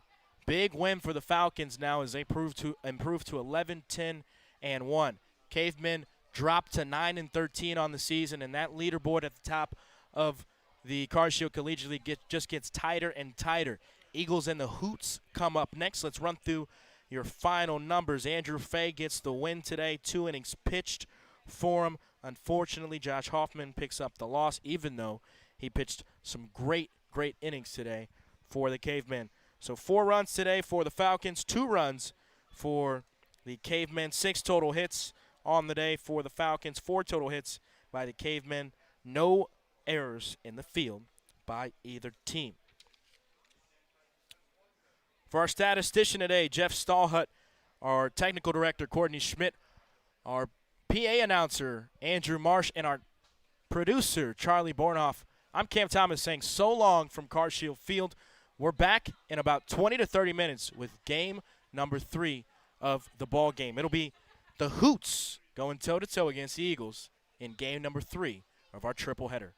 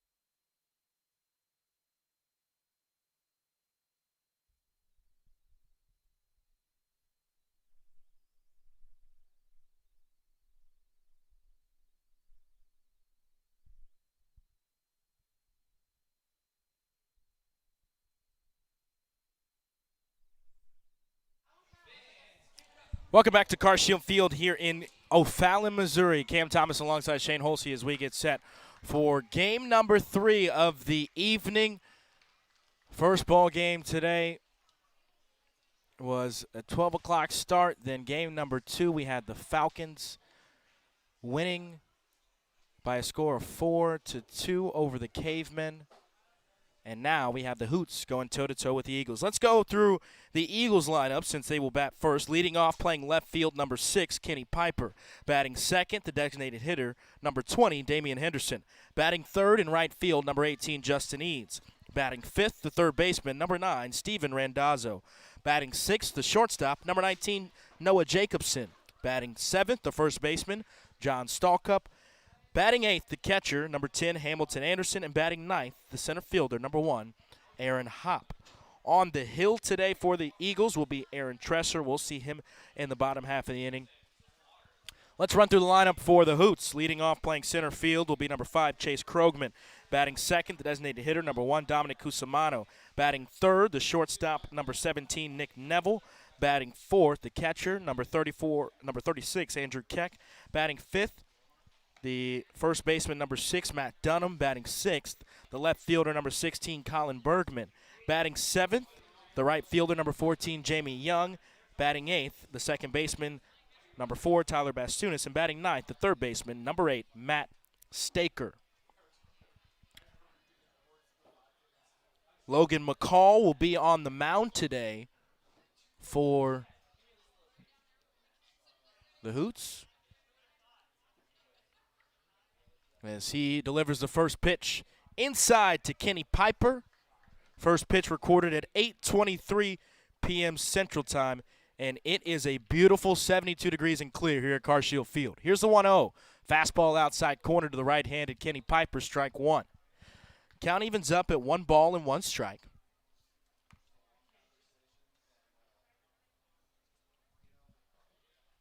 Here's the 1-1. Fastball outside corner, called strike number 2. Your umpires for this ball game just switched from the last game. Justin Robinson behind the plate, John Roboski in the field. Here's the 1-2.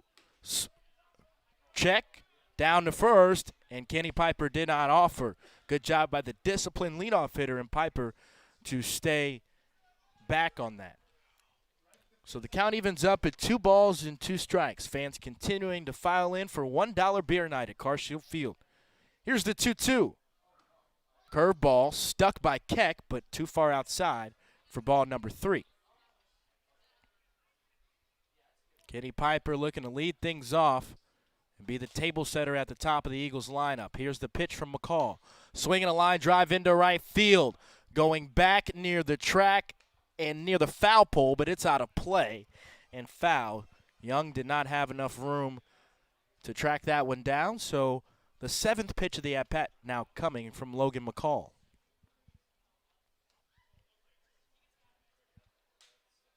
Beautiful night for Hoots baseball here at Carshield Field. Here's a 3-2. Fastball, got him looking. Kenny Piper was looking off speed. Instead, McCall went low and inside with the fastball that painted the black for a strikeout looking on the first AB of the game. And this is what you like to see from leadoff hitters as Kenny Piper's walking back to the dugout, having a little conversation with Justin Eads, letting him know what McCall has got in the arsenal. Brings in the lefty Damian Henderson. Here's the first offering to him. Curveball misses outside for ball 1. Damian, a member of the Cincinnati Reds organization, getting some action here as a part of this Carshield Collegiate League. Here's the pitch. Swung on him, lifted into left field, but this one will get out of play into the grass down the left field line.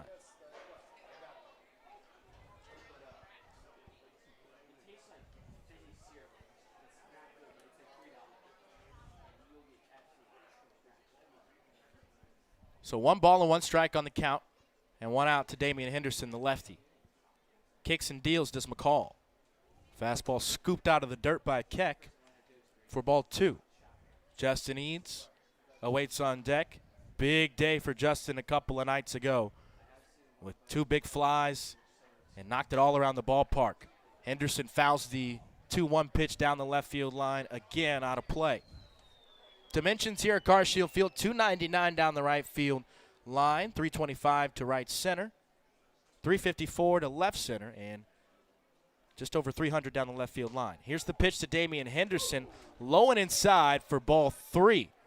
Logan McCall ramped up the heat on that one, and it was inside. So 3 balls and 2 strikes to Damian Henderson. 1 out as he takes a fastball outside corner. Back-to-back Ks for Logan McCall to start the top of the first. How about the confidence in that heater, throwing it 3-2 in the strike zone, back-to-back hitters.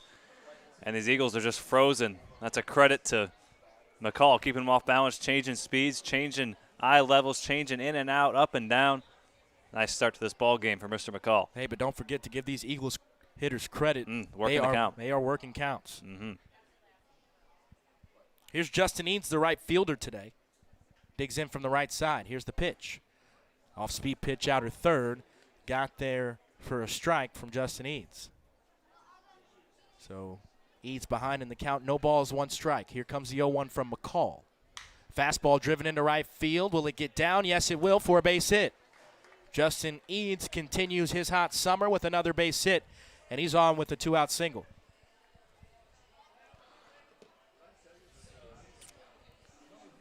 That's an indication when Eads is taking the ball to right field, hitting it with authority, that's a sign that he's locked in. That's his swing, taking it the opposite way, hitting the ball hard.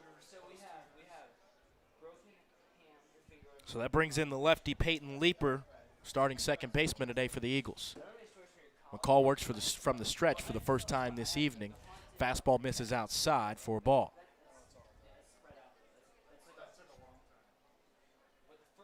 Outfield is straight away. Besides Krogman in center, who is a couple of steps to his left. A couple of steps from the track and right is the right fielder. Here's the pitch. Tapper right up the middle. It's a slow one. Shortstop coming on. He'll barehand it, but it'll go in and out of his hands, and it'll be a base hit, infield hit for Peyton Leeper. Would have been a tough play for Nick Neville to make it short. That's just unfortunate luck there for the Hoots. Really in no man's land. Too high up there for McCall to get to it. Neville made a heck of an effort, but even if he does barehand that throw to first, Leeper more than likely beats it out. Brings in Steven Randazzo, starting third baseman today for the Eagles.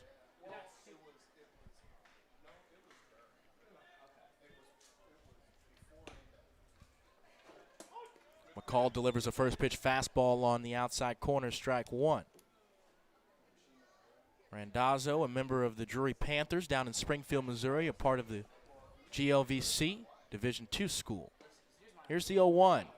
Fastball gets in there, and now Randazzo is behind in the count. No balls and 2 strikes. Of course, Randazzo from St. Louis, Chesterfield native, played his prep days at DeSmet Jesuit High School. Former major leaguer, minor league player, Dave Stewart, the head coach over there. Here's the pitch. Misses upstairs at the letters for a ball. So 1 ball and 2 strikes on the count. Steven Randazzo trying to cash in here for the Eagles in the top of the first inning. 1-2 the count, 2 outs, 2 runners on. Here's the pitch. Swing and a tapper foul over the Hoots dugout into the netting and out of play.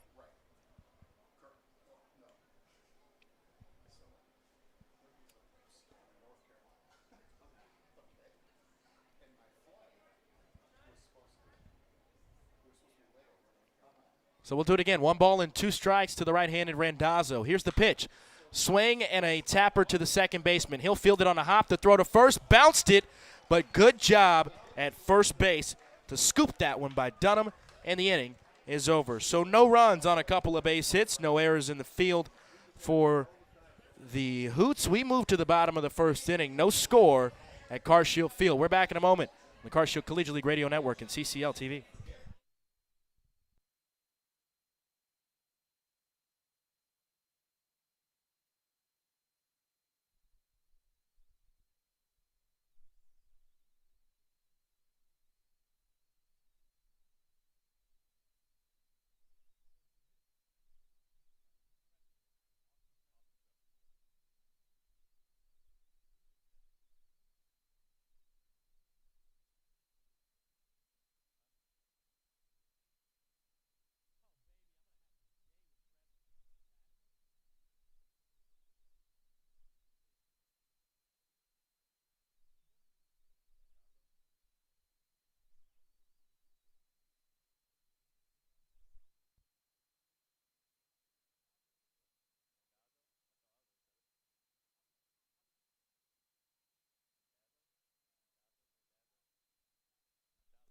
dot. We're back here at the bottom of the first inning as Chase Krogman will lead things off to start the ball game for the Hoots. It'll be Krogman followed by Dominic Cusimano and Nick Neville. Austin Tresser, the hurler on the hill. First pitch strike to Krogman. He fouls this one back for a ball. This is going to be a challenge for Krogman against Tresser. Tresser's got a legit fastball. Can get up into the low to mid 90s. A Fatima High School graduate just down the road outside of Jefferson City, Missouri. So it's just down the road from Columbia where he will play his college days. Swing and a miss on a fastball upstairs. Cage Krogman couldn't catch up to it, and he sat down on strikes for the first time today.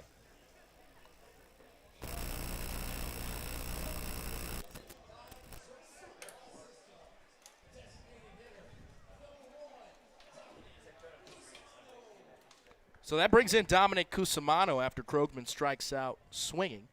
Cusimano the DH today. And time is called.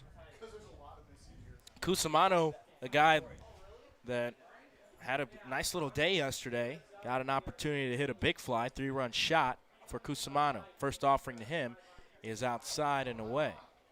So another good challenge for Cusimano here, who will be heading to Indiana State this fall. So seeing an arm here that is comparable to what we'll see at the D1 level. Here's a fastball outside corner called strike.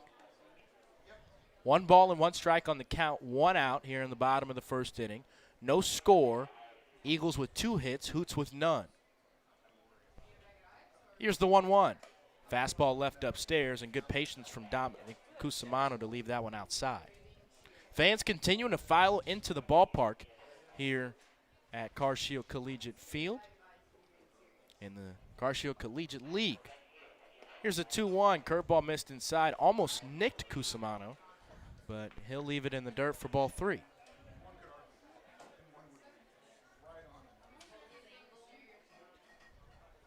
If you're around the O'Fallon area, within striking distance of Carshield Field, still got time to get to the ballpark. We still got plenty of baseball left to play. $5 ticket night, and it's $1 beer night. I can't think of a better combination, Shane. Nothing better. Name a better combination. Beer and baseball. There we go. 3 balls and 1 strike to the left-handed Dominic Cusimano. Here comes the righty dealing in Tresser. Fastball missed inside, and Dominic Cusimano's on with the 1-out walk.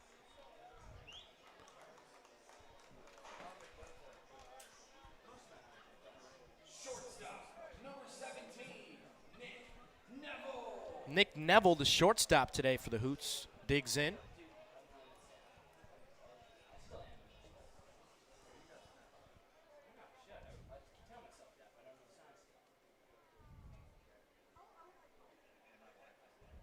First pitch to him. Fastball outside corner called strike.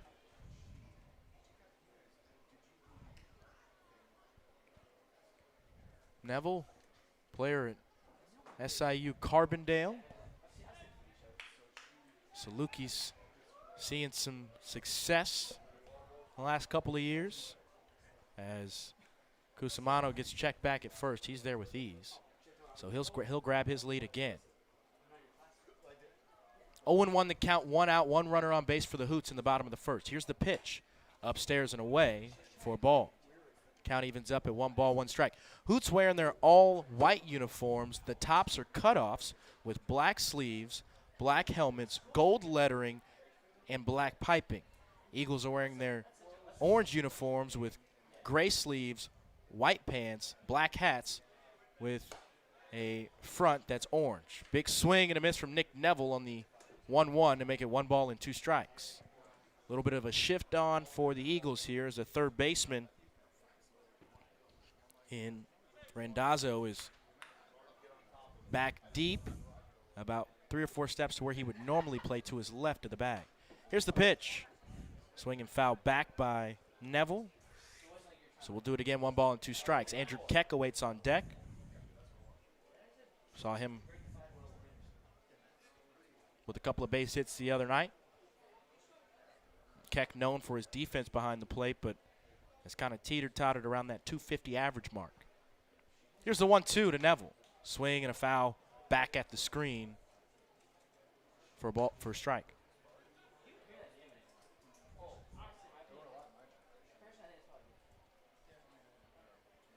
So now Randazzo will leave the 6-hole wide open, as with 2 strikes. He plays back deep, closer to the bag, but still back deep in that 6-hole. Here's the pitch, 1-2. Up and away, said home plate umpire Justin Robinson. Evens up the count at 2 balls and 2 strikes. Back deep in center field is Hop. And to the right, in right field, Eads is about 2 steps from the track, but playing straight up. Check back to the runner at first, and Cusimano, he slides back safely. 2 balls and 2 strikes on the count. 1 out here in the bottom of the first inning. Hoots trying to be the first to cash in game number 3 of the day. Tresser sets in the pitch. Foul back at the screen, so Nick Neville stays alive again. How about these at-bats this first inning from both teams, working some deep counts and running up these pitch counts here in the first inning. Look, and these are 2 guys on the hill that fill up the zone with intensity, and Logan McCall and Austin Tresser. It's not like they're, all around the zone. They are filling it up, and these hitters are just ready to attack. 2 balls and 2 strikes. Here's the pitch. Swing and a pop-up on the infield. Going back is the second baseman into shallow right center. He'll make the catch. Will Leeper for out number 2. So a good battle by Nick Neville, but Austin Tresser wins that one. And now Andrew Keck will come to the dish with 2 outs and a runner on first base in the bottom of the first.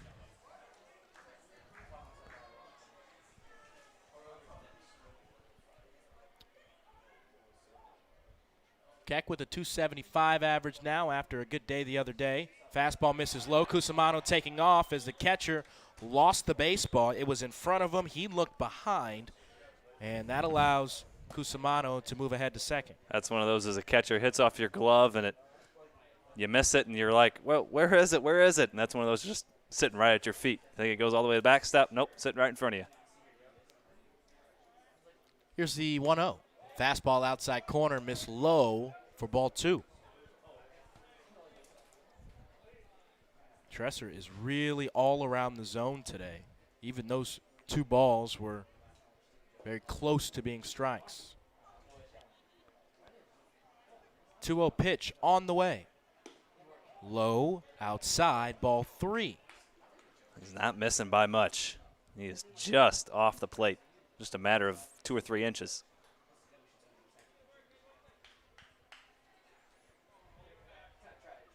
Three balls and no strikes. Dominic Cusimano stands at second. Here's the pitch to Keck. Outside corner, missed again, and it's ball 4. One thing I do like about Justin Robinson behind the plate so far is if you're going to tell Tresser that that's not a strike, be consistent with it, and at least he's being consistent. He's calling it right on the black, and he's not giving him much on the outside corner. Credit to him for not giving in. It could be easy if a guy's pounding the outside corner to give him a couple inches off the plate, but he's sticking to his gun, sticking to his zone. That's all you can ask for. So with 2 outs, the first baseman, Matt Dunham, digs in from the left side. Tresser sets. Here's the first pitch to Dunham. Swing and a miss, foul tip back into the catcher's mitt for strike 1.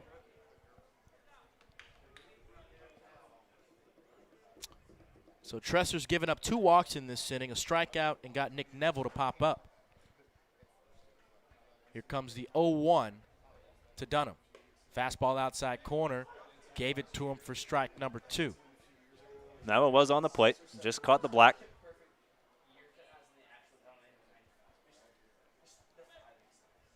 So Dunham's behind in the count, no balls and 2 strikes. A runner on second, a runner on first. 2 outs, bottom 1. Outside corner, missed it. Tresser off the plate for ball 1.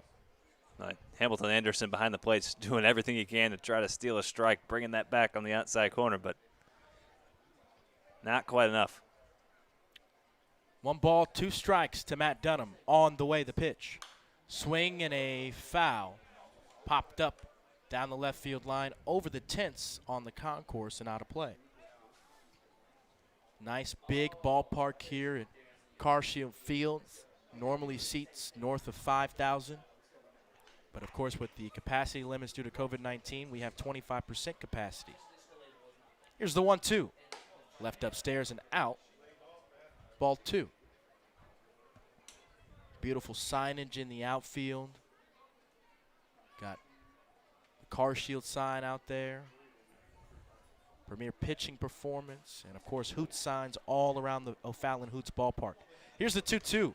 Missed upstairs, went off the mid of Hamilton, and it was caught by my goodness, the on-deck hitter. Oh, so that's interference. Now it's going to be interference, and the inning is over. Oh, my goodness. It was accidental. It went off the catcher's mitt and went right into the hands of Colin Bergman, who was on deck. There was not really much else he could have done. He was trying to protect himself. Yeah. So that's how the inning comes to a close. Justin Robinson, I believe, made the right call. That's the right call. We'll move to the top of the second inning. No score here at Car Shield Field.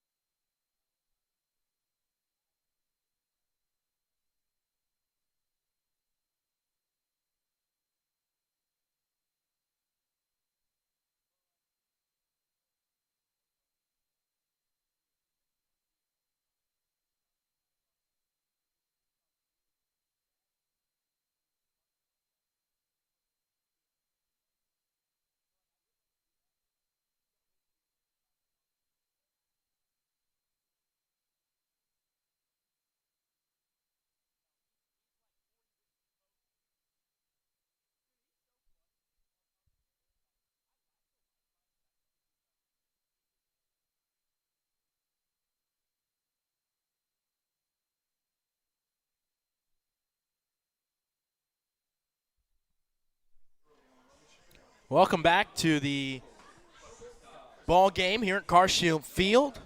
Interesting way that we ended the bottom of the first inning. Try to break it down for you. Matt Dunham was at the dish, and ball went off the catcher's mitt. Colin Bergman was on deck, and he caught the baseball, so the home plate umpire called him out at the plate. So Bergman will come up next inning, but Dunham is not going to get an at-bat. So we move to the top of the second. It's Noah Jacobson, John Stallcup, and Hamilton Anderson due up this inning. 2 pitches already gone through to Noah Jacobson. 1 ball, 1 strike on the count to the Eagles shortstop. Here's the pitch. Miss Lowe bounced in the dirt for a ball. Logan McCall working into his second inning of work. First inning for McCall looked pretty good to start. Back-to-back looking Ks of Piper and Henderson, but then Eads and Leeper were able to tattoo some balls around the field, and Steven Randazzo grounded out to end the inning. Here's the 2-1. Fastball outside corner, missed low for a ball. So John Stallcup awaits on deck. First baseman today. Here's the 3-1. Upstairs to Jacobson, and he's on with the leadoff walk.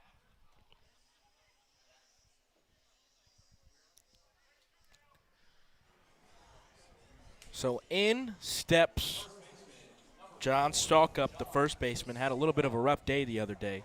0 for 3, grounded into a fielder's choice. Looking to have a good AB here. Here's the first offering in the cup. Misses low.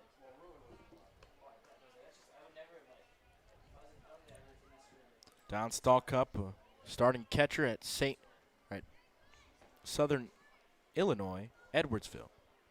Here's the 1-0. Fastball's tapped on the left side, fielded cleanly by the shortstop. On the run, makes the throw to second. Out there at first, safe. Close play at both, but at least the Hoots get the lead runner there in Jacobson. So Stallcup grounds into a fielder's choice, and Jacobson is called out at second. That goes down as 6-4 in the books. How about the play by Neville, knowing his runner on first, knowing he still has time. He's got a quick release, quick glove, good arm. He knows he can get that ball to second, get the lead runner. In steps the left-handed Hamilton Anderson, the catcher today for the Eagles. First pitch fastball from McCall misses outside, ball 1. And I know I've only been here for about 3 days, Shane, but that's probably the hardest contact we've seen Cup make this week. 1-0. Pitch fouled down the left field line, out of play. Got to realize John Stallcup in the early games of the 2020 season for SIUE was hitting .333 before COVID-19 impacted their season. Cup checks back at first, but he's there with ease. 1 ball and 1 strike on the count, 1 out on the board to the Eagles catcher Hamilton Anderson. Anderson batting from the left side here. Wiggles his bat as he awaits the pitch from McCall. McCall's set, here it comes. Fastball's tapped foul right back at the plate. 1 ball and 2 strikes now on the count to Hamilton Anderson. Aaron Hopp awaits on deck. Center fielder today for the Eagles.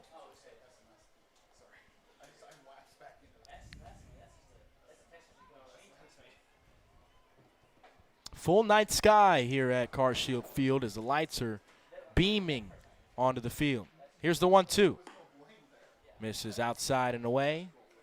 Ball 2. Just nothing like a baseball game at night. Especially on a night like tonight. Absolutely perfect. Right around 68 to 70 degrees. It's where it's been the last 30 or so minutes. First pitch was 72 degrees. So here's the 2-2. Misses low for a ball. Justin Robinson, consistent with that call there. That low fastball has not been a strike. So continue to see some consistency from the home plate umpire. That's all you can ask for. 3 balls and 2 strikes, 1 out and a runner on first. Eagles. Left-handed Hamilton Anderson awaits the 3-2 from Logan McCall. Check back at the runner at first. Cup is back with ease.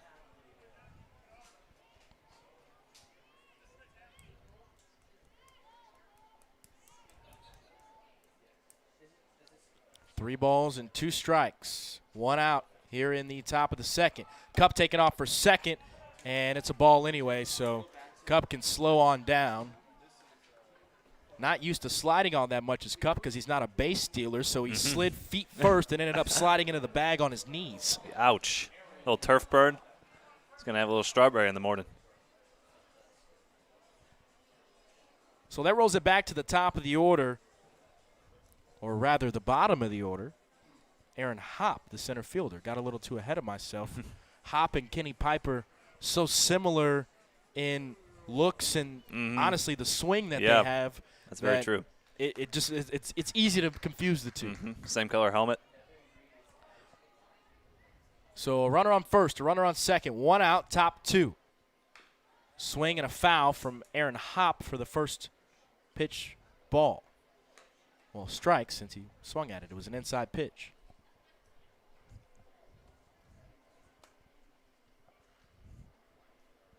Eagles trying to get on the board here in the top of the second. McCall trying to shut the door. Love a ground ball. Here's a swing and a foul ball over the concourse, out of play. So we will do the 0-2. No balls and 2 strikes now. To the center fielder, Aaron Hopp. Here it comes. Curveball, just got a piece of it, and it hit the arm of catcher Andrew Keck before it traced to the backstop. It just clipped his lower arm to his hand. And truly, Andrew Keck is tough as nails. He wore that one like a champ. Did he ever? Didn't even move from his squatting position. So 0-2 the count. McCall looks back, the runner at second. Here's the pitch. Fastball missed upstairs at the belt.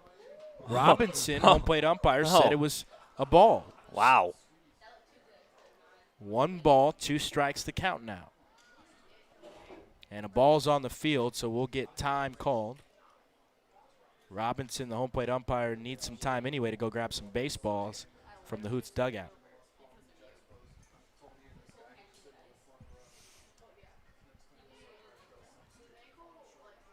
McCall's back on the hill. Robinson back behind the plate. Here's the 1-2 to Hop. Fastball outside corner, snap throw down to first, and he got him! Hamilton Anderson caught sleeping. He didn't even fully slide back to first. Kind of the same slide that John Stalkup took into second. Knees out and went straight in the bag, and Hamilton Anderson was shrugging his shoulders at the umpire, but he was meat. He was out.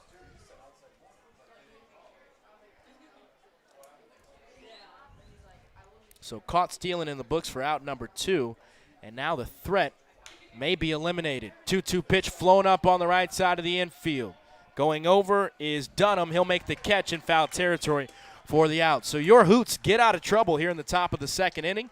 We move to the bottom half of the inning. Let's see if the boys can get some on the board. We move to the bottom half of the second. Still no score here at Carshield Field. We're back in a moment. It's Hoots Baseball on the Carshield Collegiate League Radio Network and CCL TV.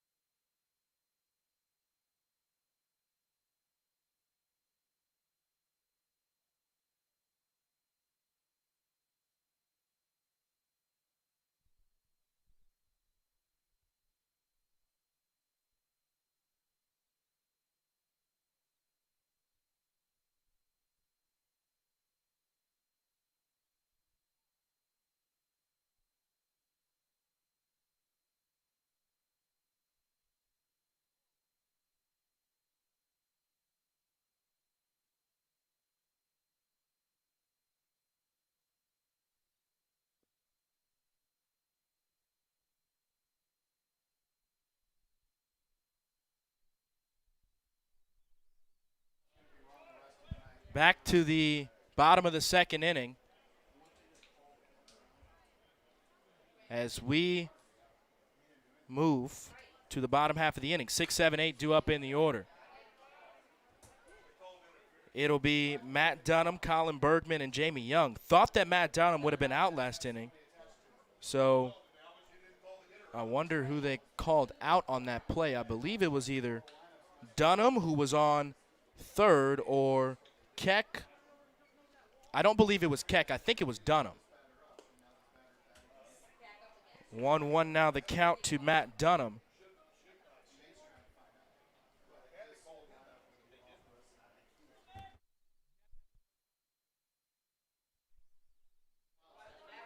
Three balls and 1 strike to Matt Dunham, the first baseman.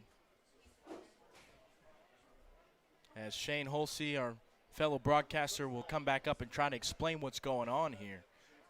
Don't want the Hoots order to be out of order. Here's a 3-1. Swinging a long drive.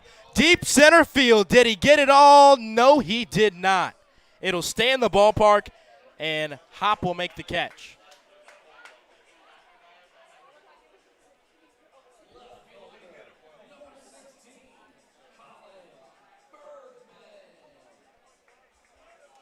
So first out of the second recorded. Colin Bergman due up. Bergman was who caught that foul ball back in the first. Not foul ball that went off the catcher's mitt and was called interference. But he wasn't called out. The runner on the third base side, Dominic Cusimano, was called out. So that's why Matt Dunham was able to start this inning with a fresh at-bat.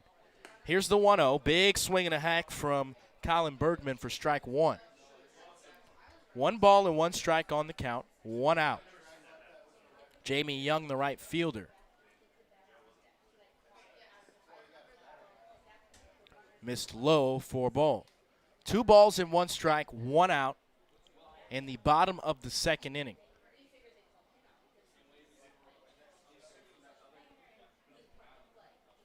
Austin Tresser moving into his second inning of work. He delivers an off-speed pitch outside for a ball.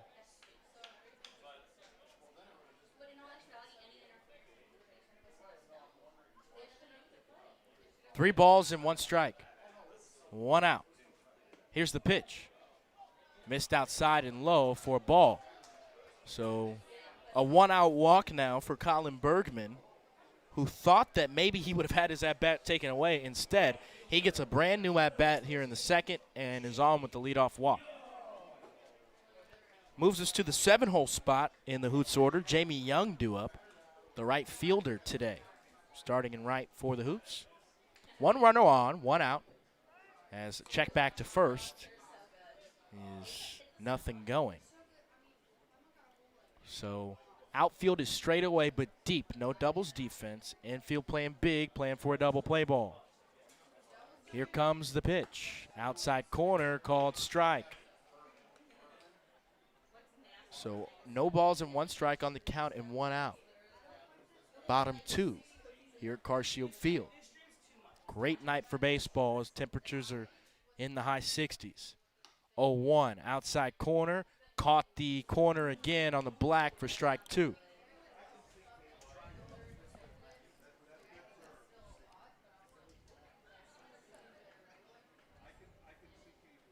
No score here in the bottom of the second. Here's the 0-2. Swing and a miss on an off-speed pitch on the outer third. Jamie Young sits down on strikes first time today. Brings in Tyler Bastunis.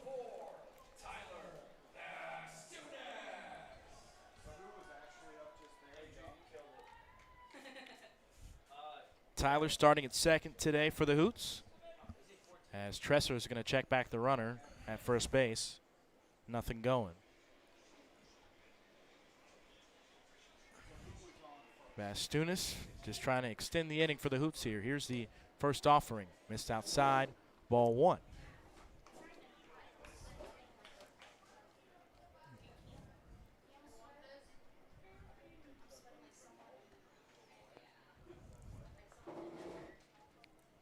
One and 0 now the count to the Hoots second baseman who bats from the right side. The 1-0 swung on and missed. Strike 1.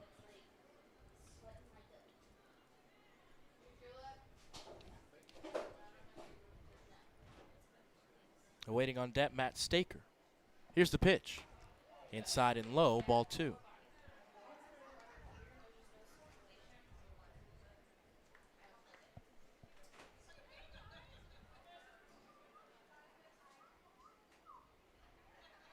Two balls and 1 strike to Bastunis. Upstairs at the belt for strike 2. Bastunis, another SIUE Cougar on this squad. Going toe-to-toe against his teammate, John Stallcup. Swings and a high chopper foul. Went upstairs to get that one with a little tomahawk swing.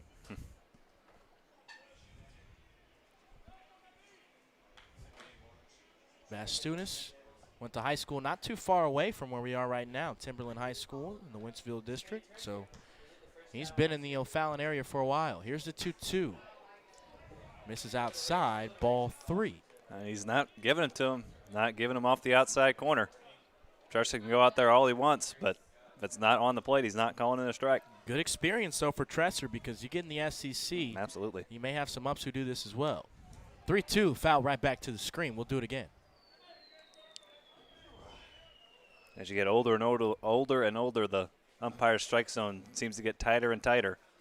I'm telling you, the velocity, the command for an 18-year-old to be on all parts of the plate, you could see a guy like Tresser being a weekend starter at some point. 100%. 3-2, runner goes. Curveball misses inside, ball 4. Bastunis on with a 2-out walk.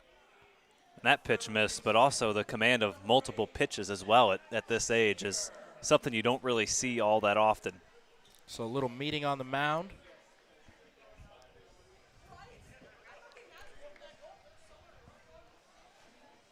See the pitching coach for the Eagles come on out.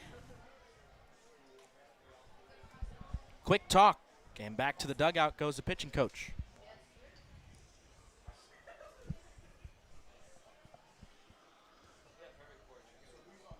Brings it to the bottom of the order, and Matt Staker, the starting third baseman today for the Hoots. Division III Gold Glover at Webster University. Gorlock. Probably loves playing on this field because he's so used to playing on turf. A lot of these guys, they may play on turf, but some of them might not, so sometimes that's an adjustment. Not for Staker. He's already made some Gold Glove caliber plays this summer here. First offering to him. Low fastball. Misses for ball 1. Tresser continues to be around the zone,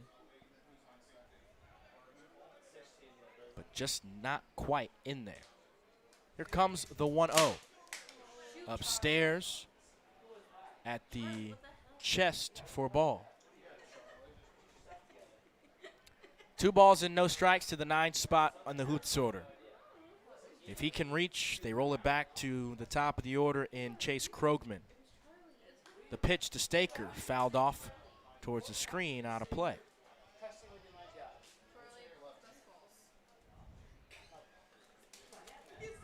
Although the speed of Tresser on the hill has been trouble for some of this lineup for the Hoots, and you know it won't be for Krogman. 2-1, swung on and missed. Strike 2. Fastball was low in the zone. Staker tried to go down and get it, but he wasn't able to get a piece of it. So 2 balls, 2 strikes, 2 outs. 2s across the board on the scoreboard and right. 2 runners on base with 2 outs. And Tresser will step off the bump to reacclimate himself. Looks in to his catcher Anderson for the sign. Here's the pitch. Low. Did he offer? Yes, he did, said home plate umpire. Strike number 3 called. Second K of the inning. Third of the day for Tresser. And that will send us to the top of the 3rd inning. So no runs on no hits. A couple of runners reach on a couple of walks, but nobody scores. We move to the top of the 3rd. Shane will have the play-by-play on the Carshield Collegiate League Radio Network and Carshield Collegiate League TV. No score here at Carshield Field.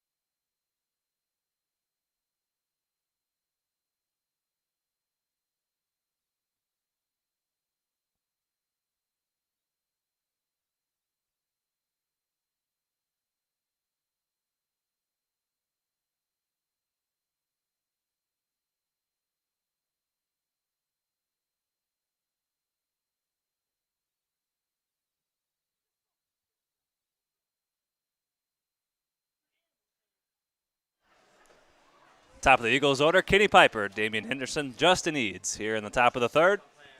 No score here at Cars Shield Field. No runs, couple of hits for the Eagles. No runs, no hits, no errors for the Hoots. A swing and a miss by Piper for strike one. Piper struck out looking to start the ball game. Back in the top of the first. Piper out of Columbia College in Columbia, Missouri. He looks at a called strike. No balls, 2 strikes.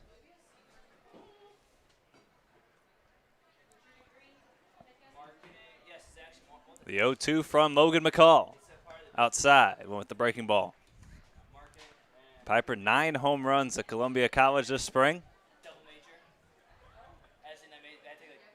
This summer, he's hit a couple, driven in 14, scored 13.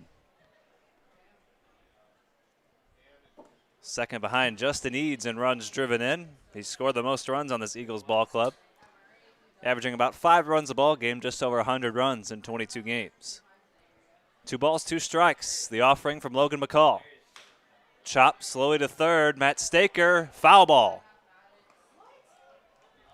That ball just snuck to the left of the third base bag.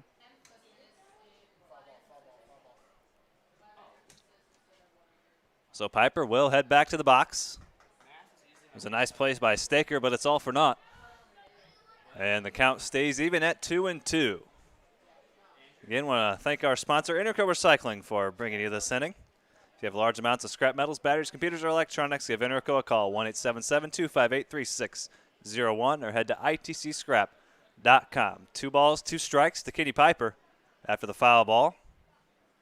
Another offering coming from the Harding Bison, Logan McCall. Swing and a miss. Piper goes down for the second time on the evening. Make that 3 strikeouts for Mr. McCall. He struck out the first 2 batters he faced in the ball game. Hasn't recorded one since until now. Kenny Piper goes down swinging. Here's the other strikeout victim so far, Damian Henderson. And that's chopped. McCall will underhand to Dunham at first base for the second out.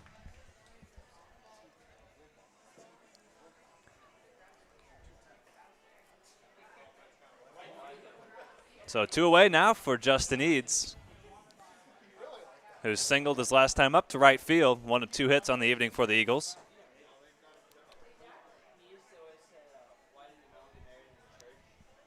Eads and Leeper had back-to-back base hits in the first, but nothing came of it.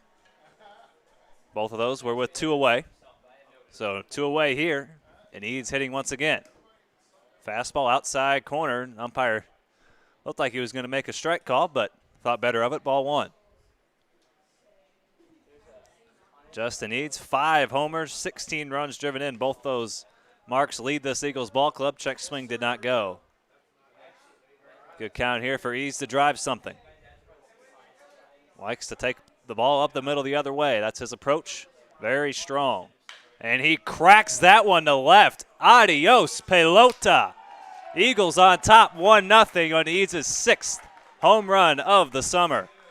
Boy, did that one get out of here in a hurry. I mean, folks, you got to realize I've seen Justin Eads for 3 days, and he looks like one of the best players in the Midwest. Don't care if he's at a D2. Don't care if he's at a D3. Wherever the heck this kid is where I want to be, because these balls have been flying all over the yard all afternoon. This is ridiculous. I mean, this kid's got some serious pop. He is some kind of locked in right now. Every baseball he touches just turns to gold, and he puts the Eagles on top 1-0 on an absolute missile of a home run. I mean, he leaves no doubt when he hits the baseball as to whether it's going out. So he now has 6 of the Eagles' 20 home runs on the summer.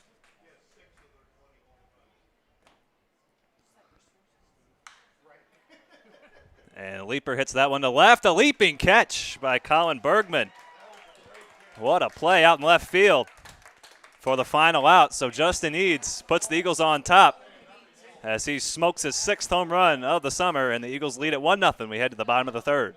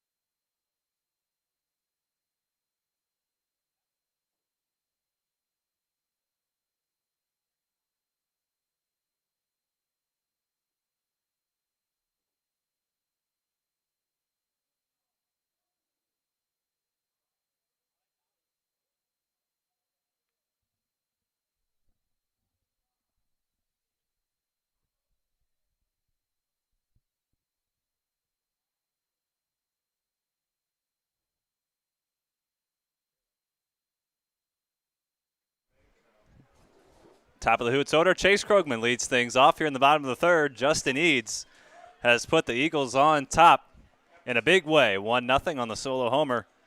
He's hit 6 home runs this summer, and they've all come in the last 7 ball games. He is on some kind of tear right now. 1 ball, 1 strike to Chase Krogman, who struck out swinging his first time up against Austin Tresser. He's back out there for the 3rd inning. Swing and a miss from Krogman. 1 ball, 2 strikes to the Chicago White Sox minor leaguer. The league's leading hitter coming into play in terms of batting average, and he chops that one foul. Hitting a sterling .462 on the summer, getting on base nearly 59% of the time. The 1 ball, 2 strike pitch is hit into center field, and that is going to be caught at the wall by Aaron Hopp. He couldn't have hit it much harder.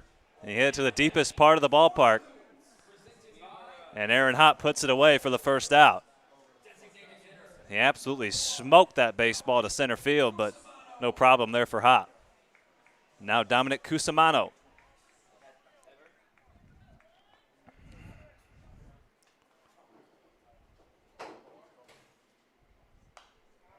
That's a foul ball out of play, strike 1.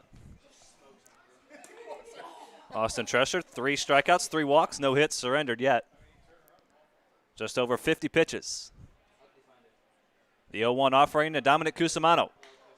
Hit over to third. Steven Randazzo smothers it, fires on to first for out number 2 as Stallcup keeps his foot on the bag. So 2 up, 2 down for Tresser here in the 3rd, and now Nick Neville.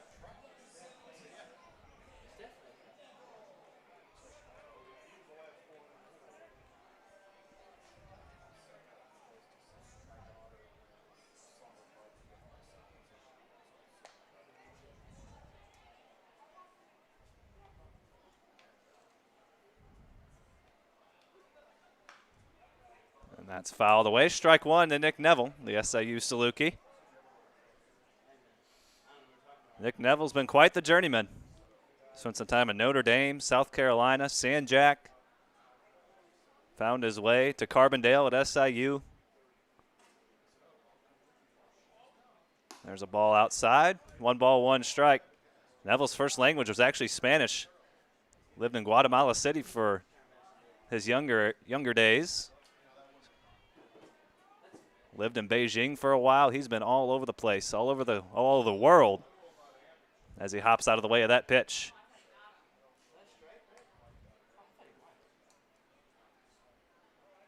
His father still plays down in Atlanta. He went to high school in Virginia. So Mr. Neville has been all over the place, but he finds a home here in the Carshield Collegiate League. 2 balls, 1 strike. The offering from Tresser. Hit foul, not a play.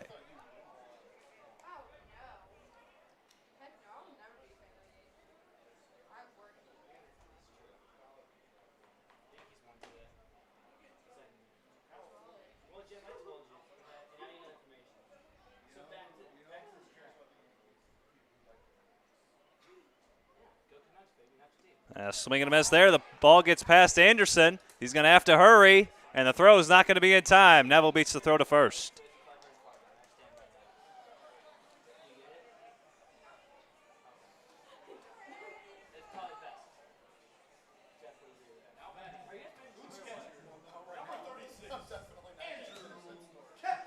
So now Andrew Keck with the runner on base and 2 away.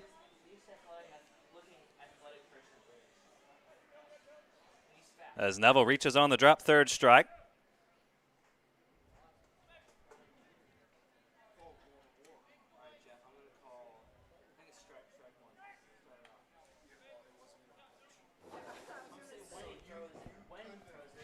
Andrew Keck, the SEMO backstop, digging in here against Tresser with the runner on first base, 2 away. 1-0 Eagles on top. As that pitch misses upstairs. Tresser, 3 walks, 3 strikeouts so far. There's some stirring down there in the Eagles bullpen. That fastball misses high. 2 balls, no strikes on Andrew Keck, who reached on a walk his first time up. 1 of 3 free passes for Austin Tresser. The Mizzou commit, the tall, lanky right-hander. A 2-0 coming to Keck, upstairs. 3 balls, no strikes.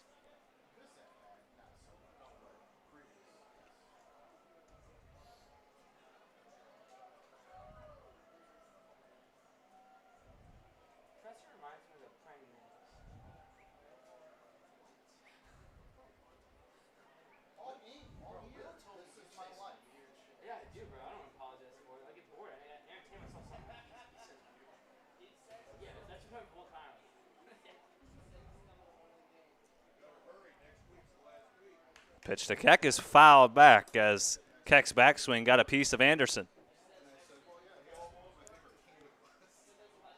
I think Keck chipped his bat on Anderson's helmet, so Keck's going to have to get a new piece of lumber. He'll toss that one aside, get a new one. Not sure. Never seen that. Seen a couple of things this ball game that you don't see every day by any stretch of the imagination. An interference on a ball that got away from Anderson. The on-deck man, Colin Bergman, at the time, caught the baseball just instinctually with his batting glove. And so the base runner was called out. Dunham's at bat continued the next inning. That was the final out of the inning. And now Andrew Keck breaks his bat on a backswing that hits the catcher's helmet. What a crazy game baseball is. Come to the ballpark, you're going to see something you've never seen before. And I can count 2 times today at least that has happened. And that pitch misses to Keck. Doesn't even need to use the new piece of lumber. He'll reach first with his second walk. 4th issued by Tresser. So after the drop third strike and a walk, now runner in scoring position. And a tying run is out at second base. And a big chance here for Matt Dunham to come through with a 2-out RBI. Couple of home runs on the summer so far for Dunham. The first pitch is down low for a ball. 1 ball, no strikes. Dunham out of Jefferson College, headed to St. Louis University, same as the man on deck, Colin Bergman. The 1 ball, no strike pitch. Swinging a chopper to the right side. Peyton Leeper tosses on to first for out number 3. So the Hoots strand a couple. They reach base on a drop third strike and a walk. No runs, no hits, no errors in the field. So we head to the top of the 4th. Eagles on top, 1-0 here on Carshield Collegiate League TV.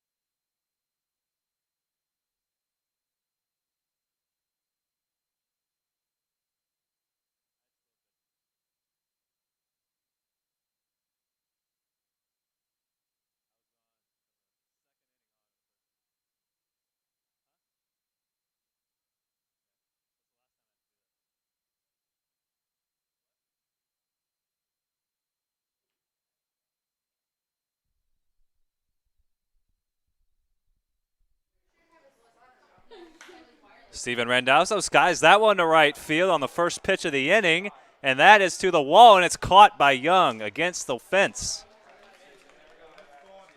Fans at home watching might think that's a sloppy play by the right fielder, but he did what is textbook as a right fielder. You go all the way back to the wall, then stumble yourself in or find yourself in to make that play, and that's a great job by the right fielder, getting back to the wall all the way to 325 and then tracing his way back in to make the catch.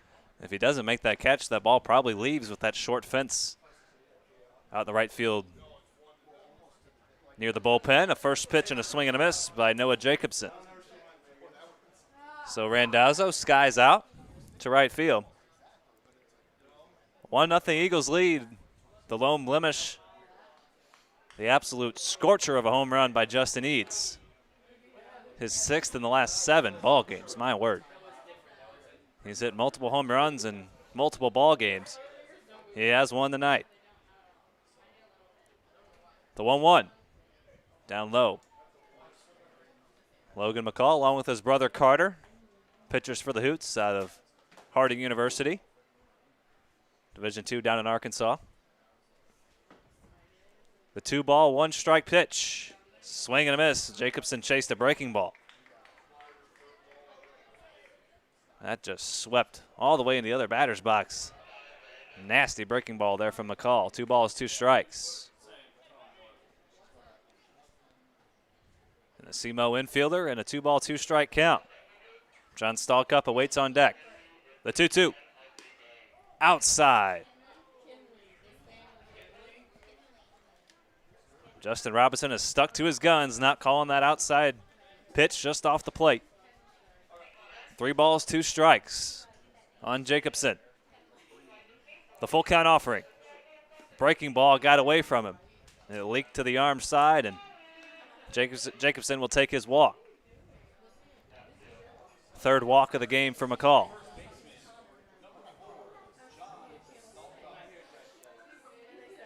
One run on 3 hits, no errors for the Eagles. 0s across the board for the Hoots. So Jacobson on base after the 1-out walk. That's the 2nd time he's been surrendered the free pass.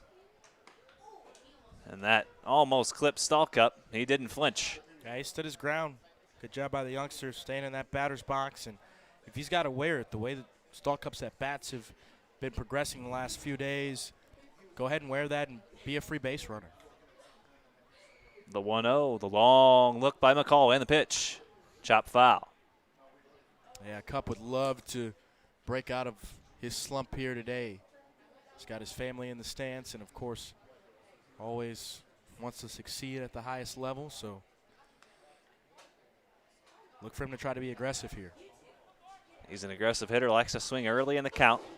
The 1-ball, 1-strike pitch. The runner's off. The throw down by Keck from his knees is on the money, but too late. Yeah, just a little bit offline. Of course, that perfect throw from a catcher is going to be right into that pocket of the second baseman covering to where he can just go right down and tag. The second baseman covered over. He had to reach a little bit to his right to grab that before he could make the tag. The 1-2 pitch is up and in. Again, that stolen base brought to you by the O'Fallon Family YMCA, the Y for Healthy Living, Youth Development, Social Responsibility. 2 balls and 2 strikes to Cup. Now runner in scoring position. Double play possibility erased. The 2-2. Chop foul. He's staying alive. It was a strong throw down to second by Keck, but just a bit too late. Even a perfect throw might not have had him. It was darn near perfect, but just a tad late. Jacobson got a good jump. And Stallcup calls time.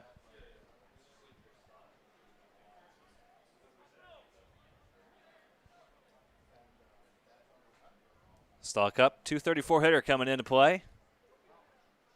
Couple of runs driven in, 4 runs scored. The 2-2 gets away from Keck and goes all the way to the backstop, and Jacobson will head over to third. So pass ball on Keck. He mishandled the offering. And now runner 90 feet away. 3 ball, 2 strike count. A lot of full counts here as we head into the middle innings of this ball game. these 7-inning ball games here in the Car-Shield Collegiate League. And as we're seeing, that 7-inning model is being translated to the major league level at this time.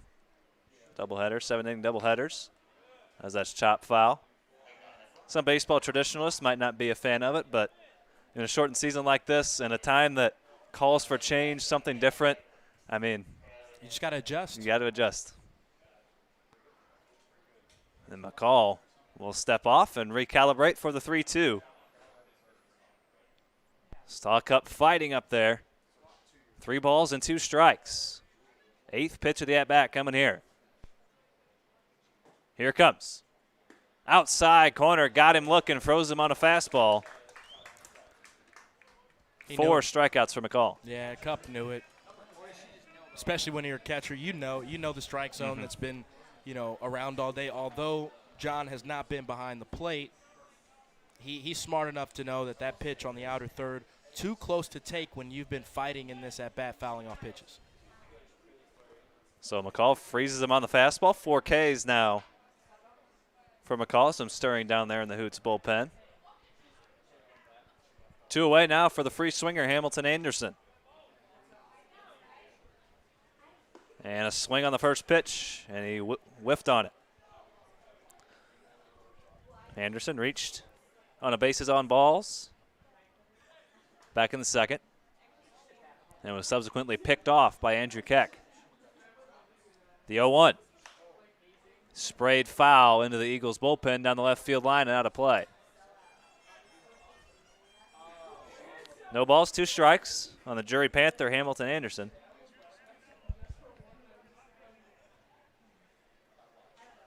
Having to fight here with 2 strikes. McCall trying to work himself out of a jam. Runner on third base is Noah Jacobson. The 0-2. Swinging a line drive. Bastunas on a hop. He was playing in shallow right field, and they had him played perfectly. Right place at the right time for Bastunas.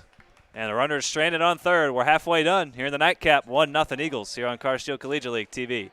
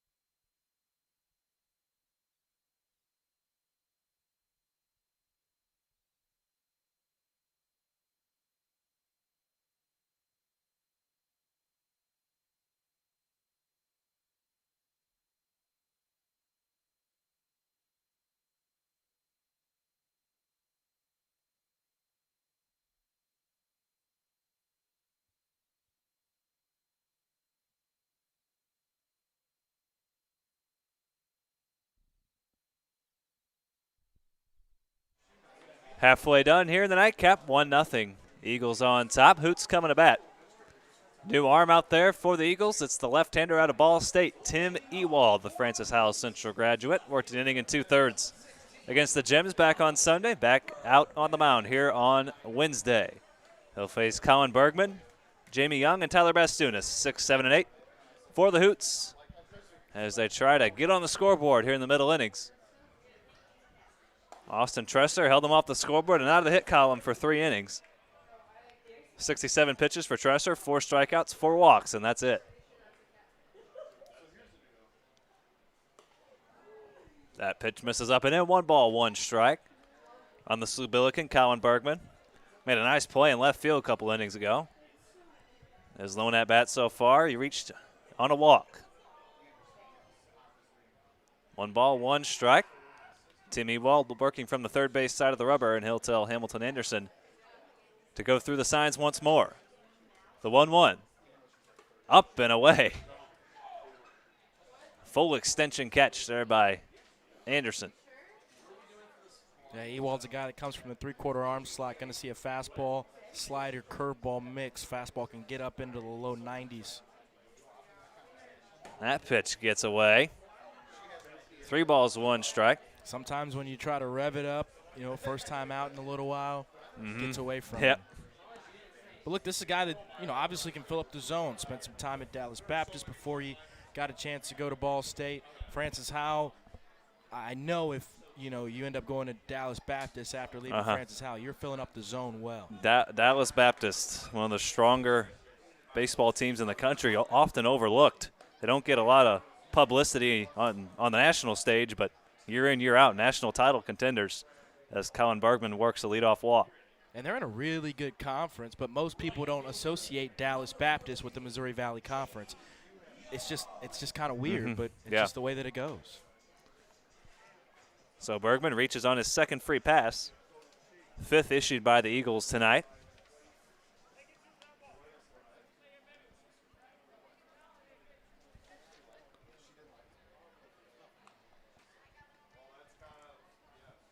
And now Jamie Young looks at a strike. No balls, 1 strike. To the Aussie, Jamie Young.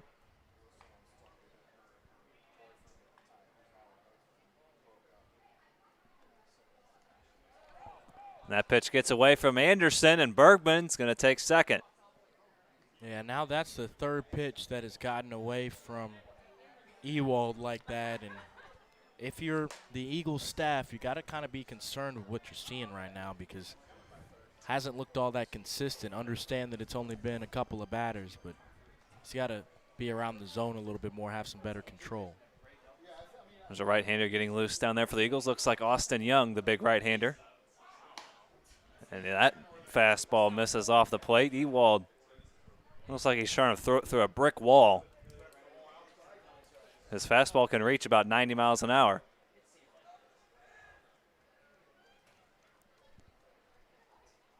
The 2-1, swing and a miss, big swing and a miss from Jamie Young.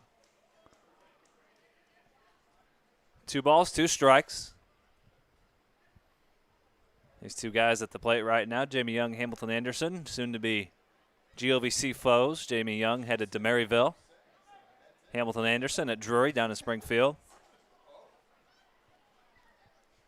Ewald sets for the 2-2. Here it comes. Breaking ball, smacked back up the middle for a base hit. Bergman's going to round 3rd. He's going to try to score. The throw from center field is well offline. And an RBI single for Jamie Young ties the ball game at 1. Hoots are on the board. Great job by Jamie Young. Stay back on that pitch. Let it get deep, let it get deep, let it get deep. Throw the hands and barrel to ball right back up the box. Picture perfect at bat for Jamie Young, and now the Hoots are on the board. And when you hang a breaking ball like that, especially with the left-hander throwing against the righty, that's just headed right back into their swing path. And Young recognized breaking ball and just put a brilliant swing on it, laced it right back up the middle for a base hit. The first run and the first hit for the Hoots on the evening ties the ball game at 1. The Eagles got their run on a solo homer by Justin Eads. And now Tyler Bastunas skies that one foul up the first base side and out of play just over the Hoots dugout. No balls, 2 strikes. For Jamie Young, RBI number 3 on the summer. For Bergman, his 3rd run scored. So Bergman advanced on the wild pitch, and that proved to be crucial as the base hit by Young drove him in from second base. The 0-2. That one gets away.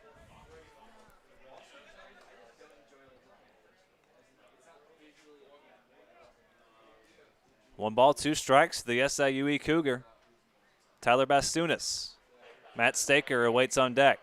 The 1-2. Up and away. Another fastball gets away. Ewald can't seem to find the fastball command. Still nobody out in the inning. First two have reached.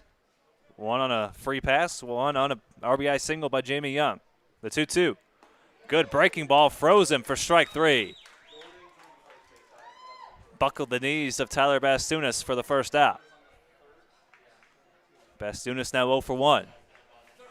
And now Ewald's looking like he's settled down a little bit, got some control. Sometimes with pitchers, it's mental when runners are in scoring position. If you just have a runner at first and you're focused on the batter, sometimes it can give you a little bit of ease. Now if he can roll a ground ball off the bat of Matt Staker, could be out of this inning, but he's got to work the ball down in the zone. That one misses high once again. The breaking ball command hasn't been all that bad. It's been the fastball command that's abandoned him here this inning. The 1-0. Breaking ball couldn't quite clip the outside corner. Matt Staker went down swinging against Austin Tresser back in the second. 0 for 1 for him. Short lead by Young at first, the 2-0. Upstairs. Austin Young continues to throw down there in the bullpen. 3 balls, no strikes to Matt Staker. Ball 4, he walked him on 4 pitches, 2 walks and a base hit in the inning. And Forrest Herman a slow walk out of the third base dugout. Yeah, he's saving some time for his righty down in the bullpen to get hot because Ewald just hasn't had it.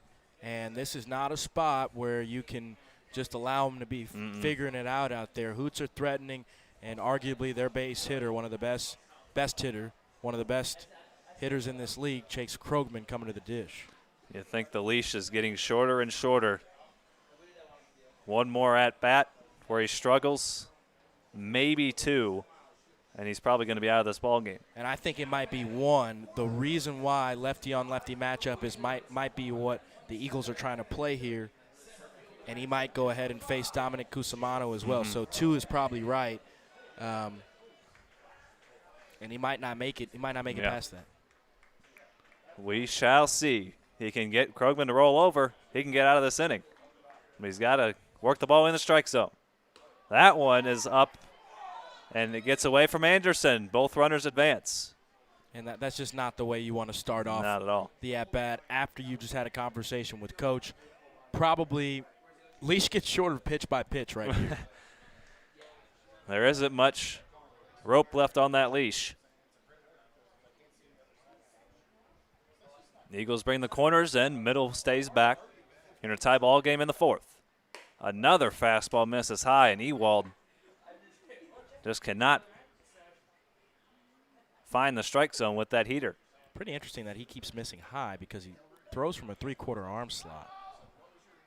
And that one misses up and in, 3-0. And if he surrenders a 4-pitch walk here to Krogman, you'd have to think his night would be done. Absolutely. In a tie ball game in the middle innings, can't let the game get away from you. See if Ewald can find it. The 3-0.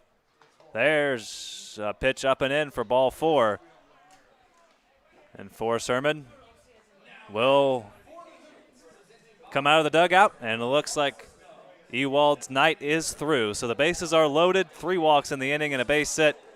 Ewald just didn't have it this evening. He surrenders 3 walks and a base hit, and he will give way to a new arm. We'll tell you about him right after this. Bases loaded. 1 away for the Hoots here in the 4th, 1-1 ball game.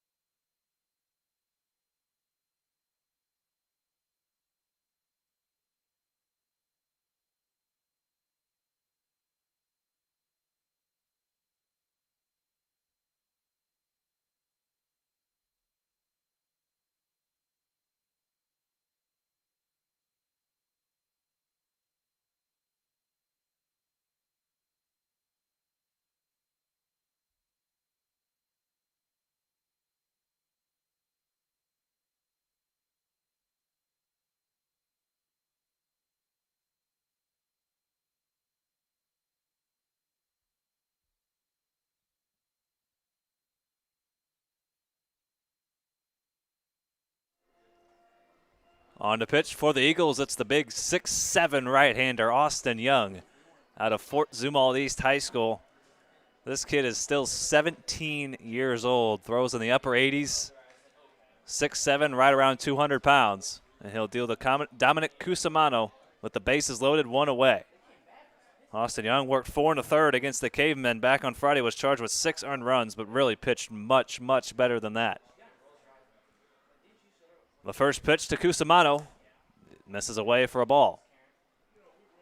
He was tagged with 6 earned runs in that ball game, just 4 hits though. So making his second appearance here in the Carr Shield Collegiate League, working out of the windup. And he fires in a strike.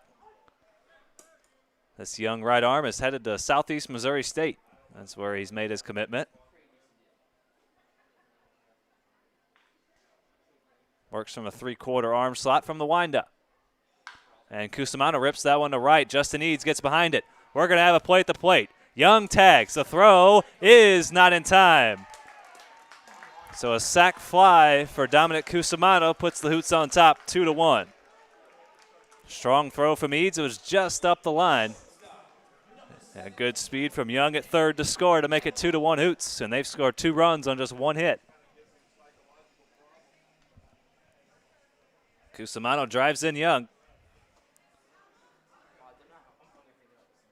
And for Dominic Cusimano, give him 8 RBIs now on the summer.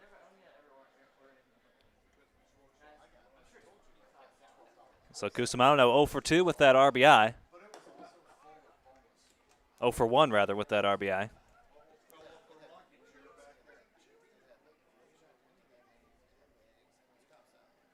So now 2 away runners on the corners. Matt Staker advanced to third base.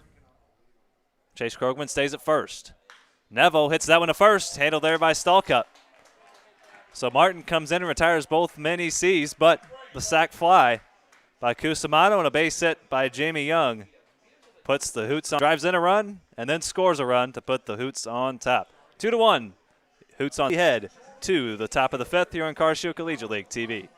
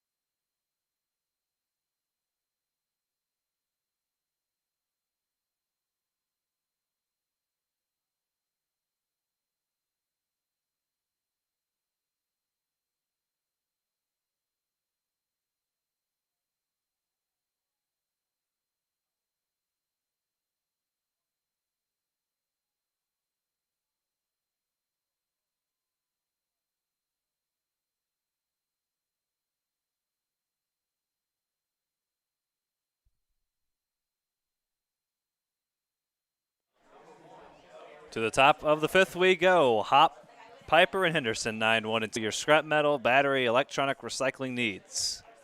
Or head to itcscrap.com as Hop fouls that pitch away. 1 ball, 1 strike.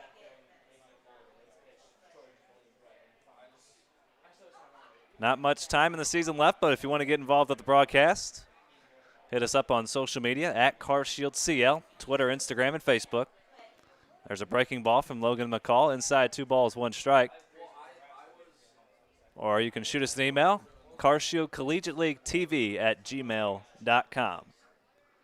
You can find us anywhere. Thank you for joining us here on YouTube. Shane Holsey, Cam Thomas. And a swing and a miss from Aaron Hop for strike 2. Our buddy Will made his way up to Quincy to head back to school on Sunday. So Cam will be right by my side the rest of the way.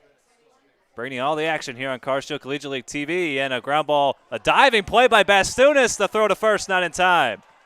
Hop started around first like that ball was going into right field, and he had to change direction and head straight for the bag.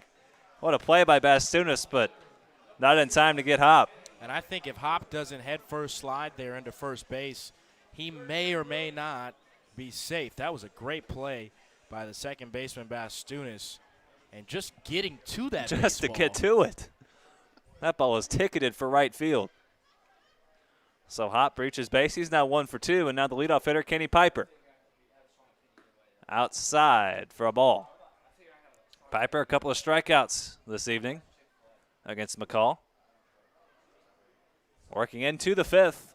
1 run on 3 hits, no errors for the Eagles. 2 runs on just 1 hit, no errors for the Hoots. Aaron Hop on first after the infield single. That reached shallow right field, but a diving play by Bastunas almost got him. Hop started around first base. Had to change direction. Piper skies that one way up into the air to shallow center. Chase Krogman calls everybody off and makes the catch. 1 away here in the 5th. Now for Damian Henderson. A tying run on base. Piper now 0 for 3 out of the leadoff spot. Henderson 0 for 2 coming into this at-bat. And Joe Lincoln will go have a word with his right-hander. Left-hander getting loose down there for the Hoots. Personally, don't really like Lincoln coming out of the bullpen right now. Coming out of the dugout. There's no reason after your pitcher settles down and gets a fly ball out of the top of the order that you need to come out and stop his momentum after he already gave up a base hit in the 9 spot. And now, unless you're making a pitching change. That might be what he's doing. Got you. Yeah. He was just giving his arm up there a chance to throw a few more pitches, so he'll make the call to the bullpen with the lefty coming up. The Hoots will go to a lefty of their own. 4 1/3 innings of solid work for Logan McCall. We'll tell you about the new arm right after this here on Carsteel Collegiate League TV.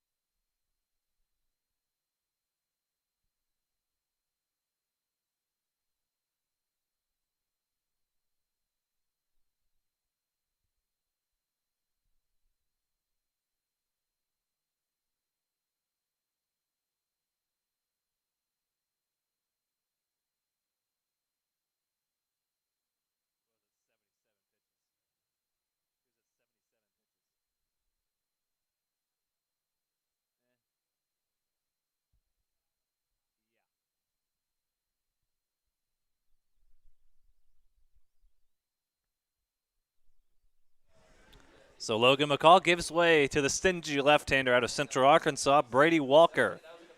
He'll face Damian Henderson to lead things off. Justin Eads awaits on deck. Walker, so far on the summer, 17 strikeouts and 2 walks and 13 2/3. He's given up just 1 run all summer. ERA of .51.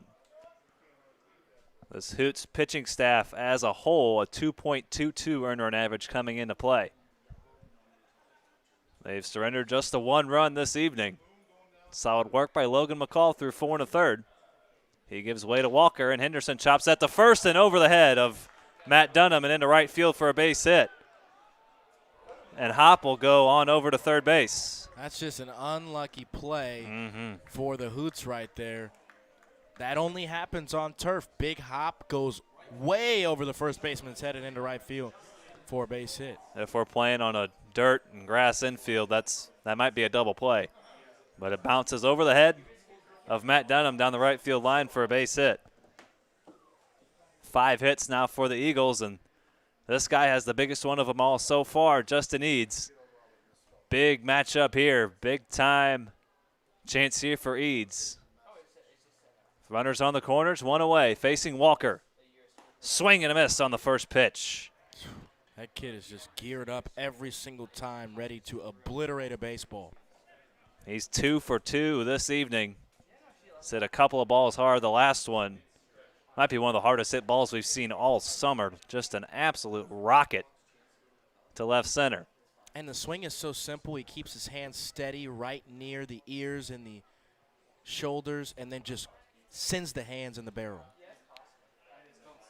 And he looks at a called strike. Walker buried the fastball in the inside corner. That's just a good pitch there on 0-1. So now he has Eads right where he wants him, 0-2. What does he go to here? Infield and double play depth. Runners on the corners. The 0-2 coming from Brady Walker. Waited on the curveball and fouled it away. Another indication of when a hitter's locked in, when he can foul off tough pitches like that, recognize breaking ball out of the hand. It means he's seeing the ball well, and they'll live to fight another day. Sit fastball, adjust to the off speed. Absolutely. The 0-2 coming from Walker. He turns on it down the left field line, but foul. Every time he makes contact, it is hit hard somewhere. I mean, I hope the fans at home understand how big of a tear this is for Justin Eads. I mean, you see a guy like Christian Yelich in Major League Baseball, one of the best hitters and in the MVP category last year and this year, he can't even, hit the left side of a truck. I mean, this game is hard, and it's very hard to hit a baseball consistently. Justin Eads has just got it down packed right now. Another 0-2 coming from Walker. Swing and a miss, and it gets away. Eads is out, but Hop's going to come across the score to tie the ball game. The ball gets away from Andrew Keck. Henderson advances to second. Hop scores to tie the ball game. Eads is retired. Not something we've said a lot lately. Eads retired. No, we haven't, but still, again, not able to put the ball in play, but it just seems like when he's at the plate or on the base pass, this Eagles team figure out something to do, and he's at the plate, and they score a run. Now a 2-2 ball game. And the switch hitting second baseman Peyton Leeper looks at a strike. But think about it. If that big hop doesn't go over the first baseman's head for the Hoots, they're probably out of this inning and not worried about Justin Eads until the 5th. They're probably hitting right now. Or the 6th, rather. And I've seen Eads over the last couple of years up at Quincy University. He's had some good seasons. I don't know if I've ever seen him this lockdown. I mean, 6 home runs in 7 days. Are you kidding me? As Leeper is plunked by the pitch. He did hit 3 home runs in 1 day. That was in a doubleheader. But other than that, I don't think I've seen Justin Eads on this kind of tear. The way he's seeing the baseball is just something else. So Leeper is hit by the pitch. And that brings in Steven Randazzo with a runner in scoring position, 2 away. Henderson picked up a base hit over the first baseman Dunham's head. And another thing about that play, if Dunham isn't holding the runner on, you wonder if even if he's playing back, if he has a chance to field that baseball. You never know. There's a called strike on the inside corner to Randazzo. The runner on first is Leeper. Henderson out at second. Good speed on the base paths. 0-1 the count to Randazzo with 2 away. And that's hit to second. Bastunas dives and makes the catch and possibly saves a run. Tyler Bastunas, flash the leather, why don't you? Diving play keeps the ball game tied, and we head to the bottom of the 5th. The Eagles do get a run. They tie the ball game at 2, but Bastunas possibly saves another. All knotted up as we head to the bottom of the 5th.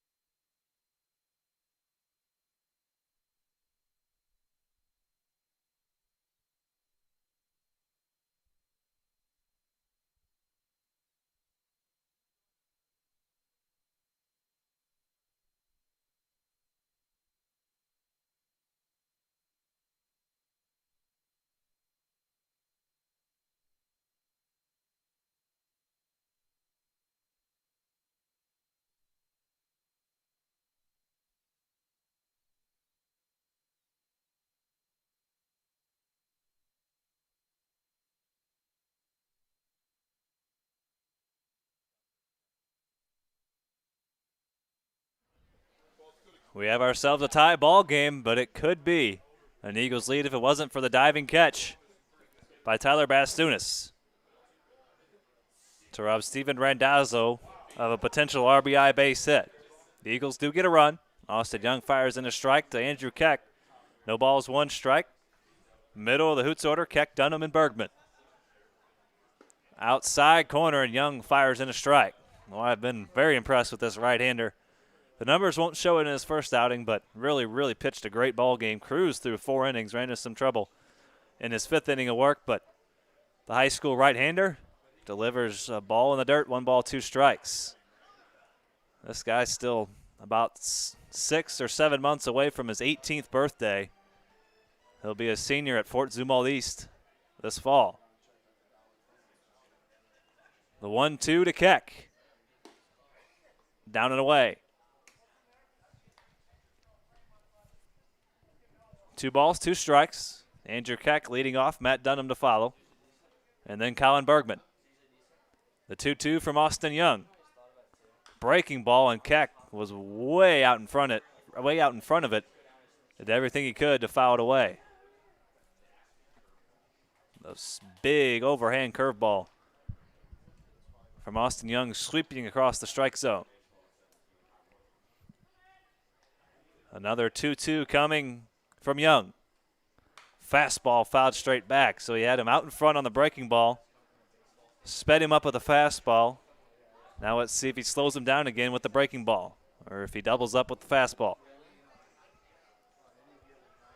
He's got the velocity to compete in the upper 80s rather. Good breaking ball.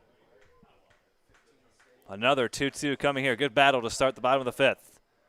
He went back to the breaking ball but missed down. Full count. Good at bat here by Keck. Patient hitter at the plate, not going to swing at a pitcher's pitch. The 3-2 from Young. Fastball, and Keck fouled it back. Boy, what a battle this is. These are the battles in these tie ball games that can turn the tide of a ball game. Hitter up there fighting, pitcher trying to put him away. And whether Keck reaches base or not, a stellar at-bat to lead off the bottom of the 5th. Another 3-2. Fastball roped up the middle for a base hit. What an at-bat to get the bottom of the 5th started for Keck. I want folks at home to pay attention to how open Andrew Keck stayed on that fastball on the inner side on the inner part of the plate, because a lot of times what you see him do is on an outside pitch, he'll close off that front shoulder. But right there, he identified the fastball out of the hand from Young, kept the shoulder just a little bit more open, allowed him to get his hands to the baseball quick, barrel straight right back up the box. Textbook piece of hitting there by Keck. Just the 2nd hit of the game for the Hoots. Jamie Young has the other, and Keck's going to take off. The throw down from Anderson is not in time. Another stolen base for Andrew Keck. And you know why Keck took that bag? Because as a catcher that Keck is at first base, he saw out of the hand that Young was throwing an off-speed pitch. Took it on a curveball right down to second. Normally, Keck wouldn't take that bag. He's not a speedy guy. That's just baseball IQ. 9 stolen bases for Andrew Keck this summer. And he's going to try to take third. Dunham swinging a miss. The throw down, not in time. So Keck swipes second. On the next pitch, swipes third and give him 10 stolen bases on the summer. Again, he doesn't look like a type of guy that's going to steal a bag. He just does it. He takes a good jump, does it the right way, and he understands that throw from third on the knees, even with a left-handed hitter for the catcher, is a hard throw. So the Eagles bring the infield in, or at least partially in, against Dunham. That's hit up the middle and a base hit. So Keck steals a couple of bags, and now Matt Dunham drives in the go-ahead run to make it 3-2. Nice piece of hitting there by Dunham to pick up the base hit and the RBI. Look, this Austin Young kid is out here competing against guys that, 3-4 years older than him, and the kid's only 17. But you got to think about the fact that that's hard contact back-to-back times. And fastballs inside that both these hitters were just able to drive right back up the middle. Simple stuff, but now Hoots have the lead. So back-to-back base hits, couple of stolen bases by Keck, and the Hoots are on top. And Bergman fouls that one back.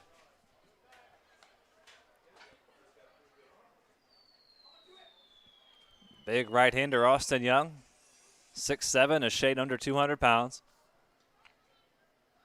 Still a lot of time for him to fill out that frame. The pitch to Bergman, a breaking ball swung on and missed. He hung a breaking ball and got away with it. Bergman swung right through it. No balls, 2 strikes. Might not want to throw that pitch again in that location.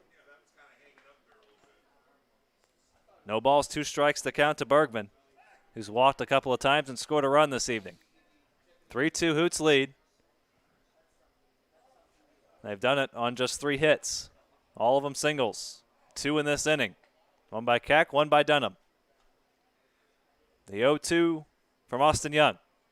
Swing and a miss. Blew the fastball right by him for out number 1. First strikeout for Young in the first out of this inning. And now a double play can end the threat. And here's the guy who drove in the first run of the game for the Hoots, Jamie Young.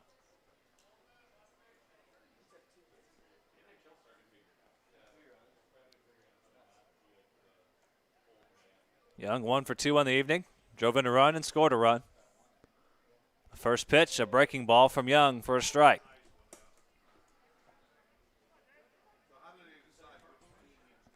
Young struck out his first time up, RBI base hit to get the Hoots on the scoreboard. Back in the 4th. The 0-1, another breaking ball down and away. 1 ball, 1 strike. To the two-way player, Jamie Young. He's shown his prowess on the mound and done it with the bat as well, especially this evening.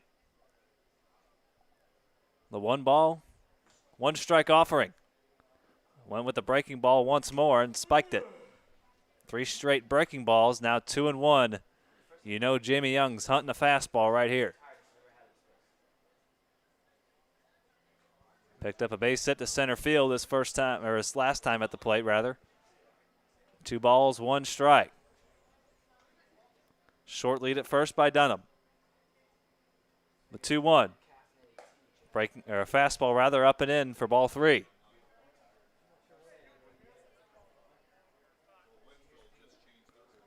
Three balls and 1 strike. Tyler Bastunas awaits on deck. He's 0 for 1. Dunham again a short lead on first. The 3-1 is chopped to third. A bit of a tricky hop there for Randazzo, but he fires on to first for out number 2. That ball kind of hopped up on him, had a lot of top spin on it. Randazzo, a nice job just to get the one out. Yeah, it makes the right play there. You know Randazzo's got strong arm over there at third base, so take your time, play the hop, keep it in front. That's all you can do is try to make sure that the Hoots can't add another run here. You don't want to compound things by trying to force a throw to get the lead runner, throwing in to right field. And this inning can really start to snowball. Just take your out. You're probably only going to get 1 on that play regardless. So just take the out and try to get the next guy. Other thing you got to think about, young pitcher on the mound. Each out is so important. Absolutely. Very good point. 1 ball, no strikes, and Bastunas chops it foul. Well, Bastunas has flashed the leather. One time it was for an out. Another time almost an out, but not quite. But, boy, he's made a couple of diving plays, and one potentially saved a run. And what do you know? The Hoots get one of their own to take the lead. My, how things work out in this game of baseball. Breaking ball just missed from Young. It's been a tight zone all night, but it's been consistent. 2 balls, 1 strike to Bastunas. Matt Dunham out at second base. He picked up an RBI base hit. 10 runs driven in now for Dunham on the summer. The 2-1 from Young. A fastball hit into center field. Aaron Hopp is camped underneath it, and he will put it away for out number 3. So the RBI base hit for Dunham puts the Hoots on top 3-2. Cam will have the final couple innings for you. 3-2. Hoots lead it as we head to the 6th here on Carshield Collegiate League TV.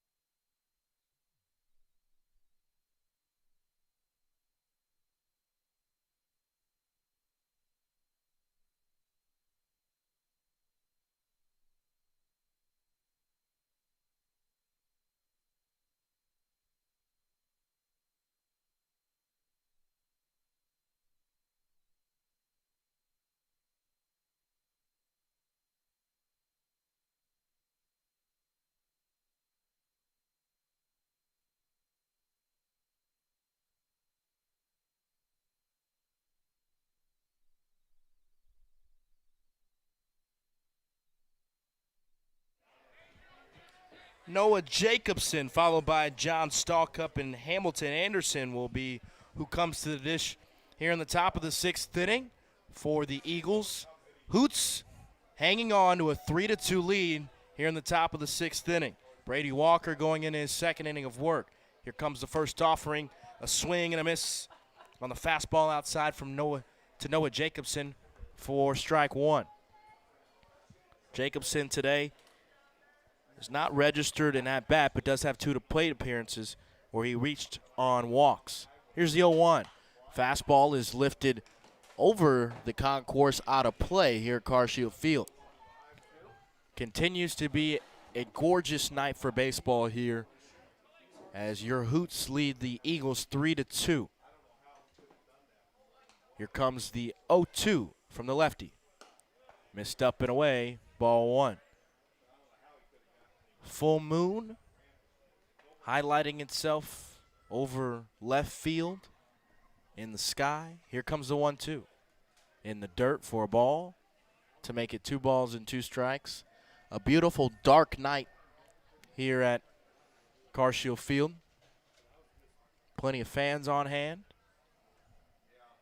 And how good does this turf look under the lights? Just magnificent. Here's the 2-2. Swinging a tapper down the third base line and foul.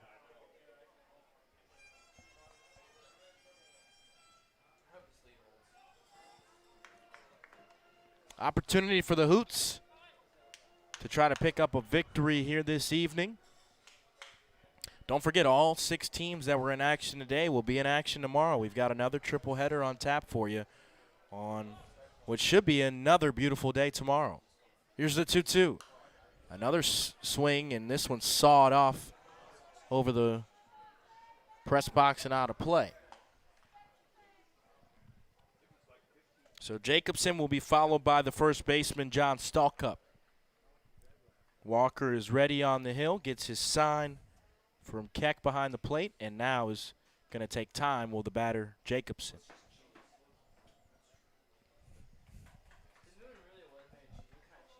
Walker, here comes the 2-2. Swing and a miss, just got a piece of it, but into the glove of Keck for strikeout to start the 6th. A tall task for the Eagles, even just 1 run to get off this left-hander Walker. That's all he's surrendered all season, just 1 run all summer long. He has been rock solid and lights out of the bullpen. Brings in John Stalkup. Stalkup's 0 for 2 today. Fastball outside called strike, reached on a fielder's choice back in the 7th. Struck out back in the 4th.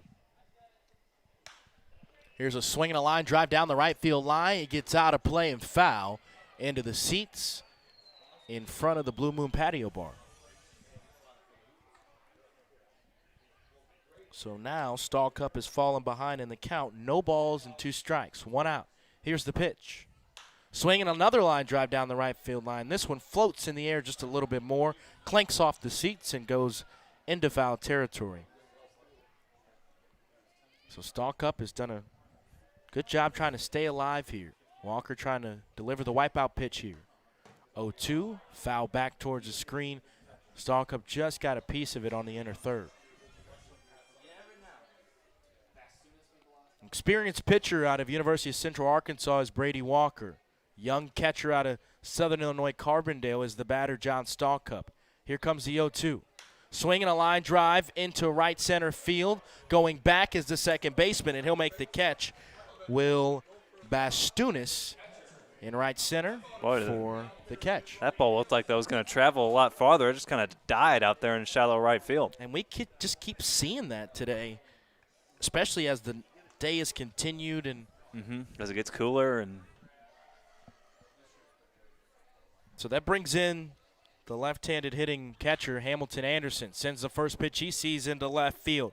Bergman's got a track on it, and he'll make the catch in left field for out number 3. So no runs, no hits, no errors in the field for the Hoots. We move to the bottom of the 6th inning. Your Hoots still lead the Eagles 3-2. This is Hoots Baseball on the Hoots Radio Network and the Carshield Collegiate League TV.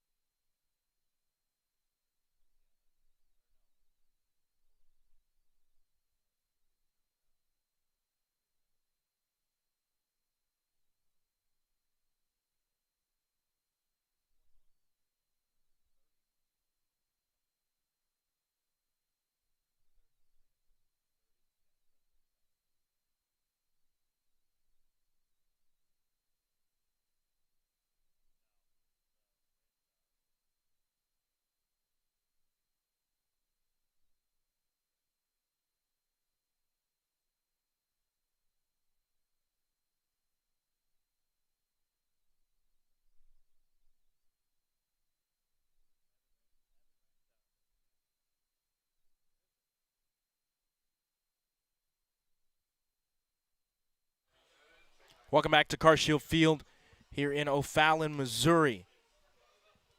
Don't forget, folks, this sixth inning is brought to you by Interco Recycling. Interco Recycling has been a recycler of metals, computers, electronics, batteries, and alternative energy components since 1996.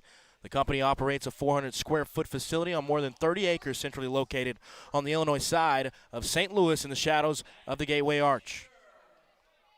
Leading off this inning will be the bottom of the order for the Hoots, Matt Staker, the third baseman, followed by Chase Krogman and Dominic Cusimano.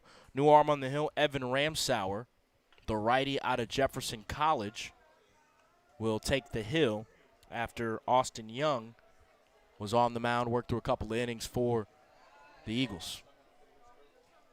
So it's a 3-2 lead for the Hoots over the Eagles in the bottom of the sixth inning. 9-1-2 in the order due up for the Hoots, trying to extend their lead just a little more, get some insurance. First offering, the Staker hits him in the leg, and he's going to be on with a hit by pitch. So Matt Staker starts the bottom of the sixth with a hit by pitch. That's been a problem for Ramsauer. That's now 6 batters he's hit in 5 2/3 innings. He's let some balls get away from him. Ramsauer seeing his 7th appearance on the season, a 1-2 record for him, a 12.53 ERA. As Krogman sends this pitch into left field. Going back, Kenny Piper. Will he make the catch? He will in left field for out number 1. Krogman, as you can hear the aesthetics of Krogman swinging the baseball bat, had good pop on that one, but just didn't have enough of it. Just got under it just a tad. So Krogman flies out to left. That brings in Dominic Cusimano. Cusimano's 0 for 2 today. Walked back in the first. First offering to him is a fastball inside that's fouled away. Cusimano, the designated hitter today for the Hoots.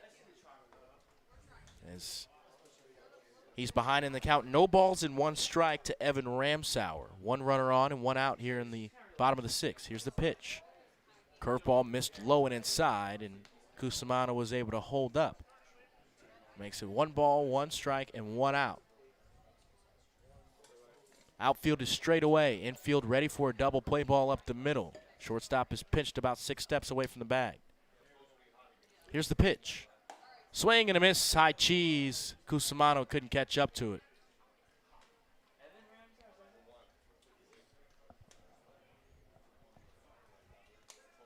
Nick Neville awaits on deck, followed by the catcher, Andrew Keck. Runner on first is Matt Staker. He got on with the leadoff hit by pitch. Staker grabs his lead. Here's the 1-2 to Cusimano. Behind Cusimano in the dirt, and Staker's going to be able to take second on the wild pitch. So a hit by pitch to get to first for Staker. Then he advances to second on the wild pitch. And another runner is in scoring position for the Hoots. And then he races the double play, too. Hoots lead by a score of 3-2, but have only notched 2 hits on the day compared to the Eagles' 4. 2-2 the count to Dominic Cusimano. Here's the pitch. Swing and a drive into center field. Coming on Hop. Piper as well, and Piper will come in front of Hop in left field to make the catch. And that ball just tailed away from the center fielder Hop, so Piper read that. He was charging all the way and read it well off the bat and puts it away. So back-to-back flyouts to left field for the Hoots. Brings in the left-handed Nick Neville. Neville's 0 for 3 today. Did reach base on a drop third strike back in the third. Lined out back in the fourth, popped up in the first. Runner on second, righty-lefty matchup. 2 outs here in the bottom of the sixth. Here's the pitch. Swinging a tapper to the second baseman. He should have it. Throw on to first in time for out number 3. So no runs on no hits. 1 batter reached base, was left on base. We move to the top of the 7th inning. Hoots trying to close the door against the Eagles. We're back in a moment on CarShield Collegiate League TV and the CarShield Collegiate League Radio Network.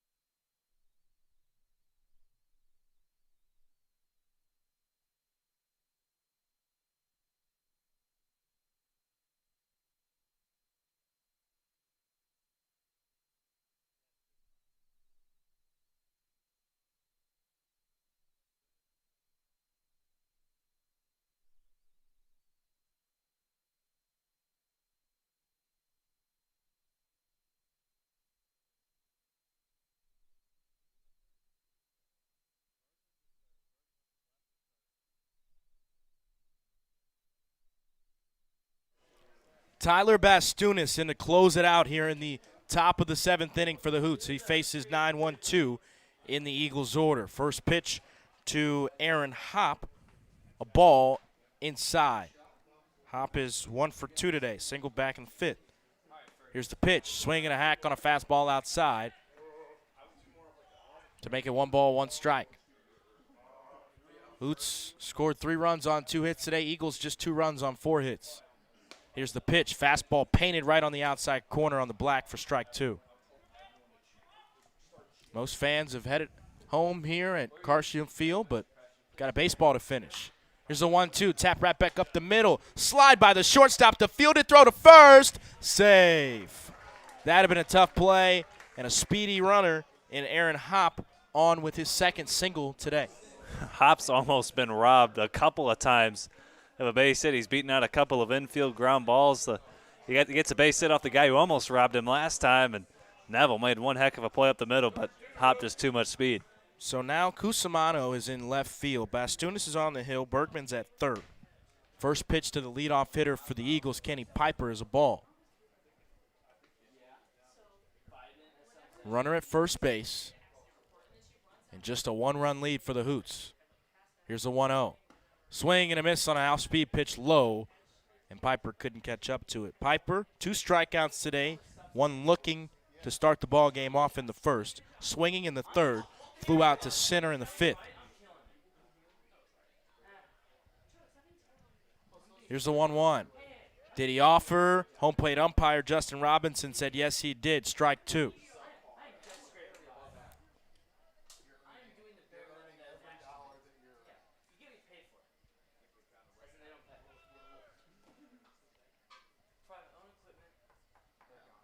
Here's a 2-1.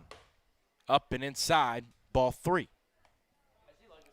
So 3 balls in 1 strike to the leadoff hitter, Kenny Piper. 2 balls and 2 strikes. Here's the pitch. Outside corner, rung him up. Kenny Piper, 4th, make it 3rd strikeout of the day. And he sat down on strikes. Piper not seeing the baseball well today. But here's 2 guys that are. Damian Henderson, 1 for 3. A single back in the 5th. Grounded out in the 3rd, struck out in the 1st. Eads awaits on deck. Pitch up and away, ball one. Runner at first base is Aaron Hopp, who reached on a single. Last chance for the Eagles to try to tie this 3-2 ball game up. Here's the pitch from Bastunis. Henderson thought about offering, but instead left it upstairs for a ball. 2 balls and no strikes to the left-handed designated hitter, Damian Henderson. Here's the set from Bastunis. Here comes the pitch. Big swing and a hack, absolutely fooled and looped through that swing for strike one. I think he decided about 2/3 of the way through his swing he didn't want to swing anymore. He'd already committed. 1 out, 2-1 count. Righty on lefty matchup. Bastunis against the left-handed Henderson. Catcher sets up inside. Here's the pitch. Right down Main Street and a big looping hack again from Henderson for strike two. I think he was trying to put the Eagles on top right there. Oh, yeah, he was trying to tattoo that ball into the bleachers and left. 2-2 now the count. 1 out. Runner at first. Bastunis sets. Here's the pitch. Fastball missed up, outside just a bit to run the count full. 3 balls and 2 strikes. Hoots trying to pick up a victory to stay atop the leaderboard here in the Carshield Collegiate League. Eagles trying to spoil that. Here's a swing into right field goes this baseball at the track, and Young will make the catch in right field for out number 2. Broken bat for Damian Henderson, so he might need some new wood tomorrow. Still hit it really well. Got a good piece of it. It shows you the raw power this guy has. And talk about raw power. The guy is stepping up to the plate right now. What a situation this is. Justin Eads to the dish. 6 homers in 7 days for Justin. If anybody can go bye-bye, it's him. He's already homered once in this game back in the 3rd. First offering to him, he did offer on a fastball outside for strike 1. The rest of Eads' at-bats, singled in the 1st, struck out in the 5th, but run did score when he struck out in the 5th. Here's a pitch. Inside fastball there for strike number 2. How about that pitch sequence? Breaking ball away, got the check swing, and then buries a fastball inside. Now he can go anywhere he wants. But as Eads has shown us throughout the Carshield Collegiate League, he can hit with 2 strikes. He absolutely can. A runner on first base. 0-2 the count with 2 outs in the top of the 7th inning. Last chance for the Eagles. Bastunis sets. Here's the pitch. Outside in the dirt. Great block by Keck to keep the runner at first base.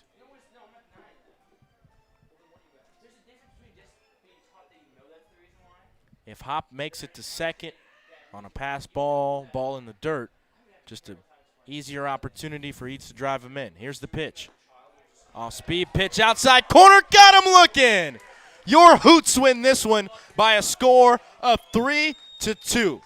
Tyler Bastunis picks up the save, and boy, did he have to work through some trouble here in that top of the 7th inning. Final score, Hoots win 3-2. Shane and I will break down all the numbers right after this. This is Hoots Baseball on the Carshield Collegiate League Radio Network and CCL TV. Hoots win it. Final score, 3-2 at Carshield Field.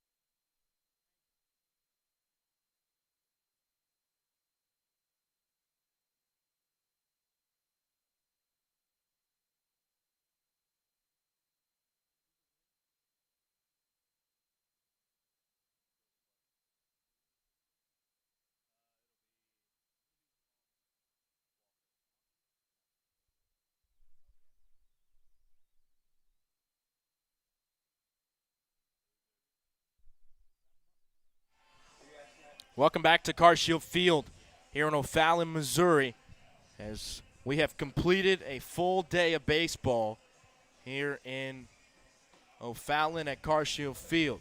Final score of our last ball game of the day.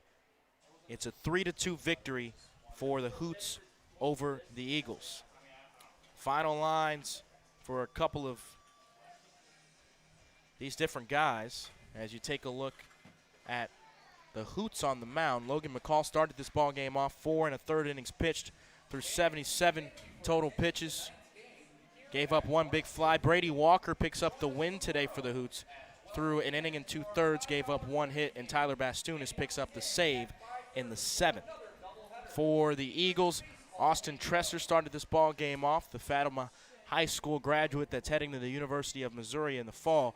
Pitched 3 innings, 76 pitches, 4 strikeouts, and 4 walks for Tresser. Tim Ewald came in for 1 inning, or 1/3 of an inning, but couldn't find much success. Austin Young, an inning and 2/3, and was able to give way to Evan Ramsauer, who finished off the ball game for the Eagles. Big fly off the bat of Justin Eads was kind of the only offense that you saw throughout the day for the Eagles. But the Hoots were able to cash in on a couple of good situations, and they pull out the victory 3-2. For our producer, Charlie Bornhoff, our technical director, Courtney Schmidt, our statistician, Jeff Stallhut, our PA announcer, Andrew Marsh, our play-by-play broadcaster, Shane Holsey, and myself, Cam Thomas, we say so long from Carshield Field in O'Fallon, Missouri. We'll see you tomorrow for baseball on tap. Final score.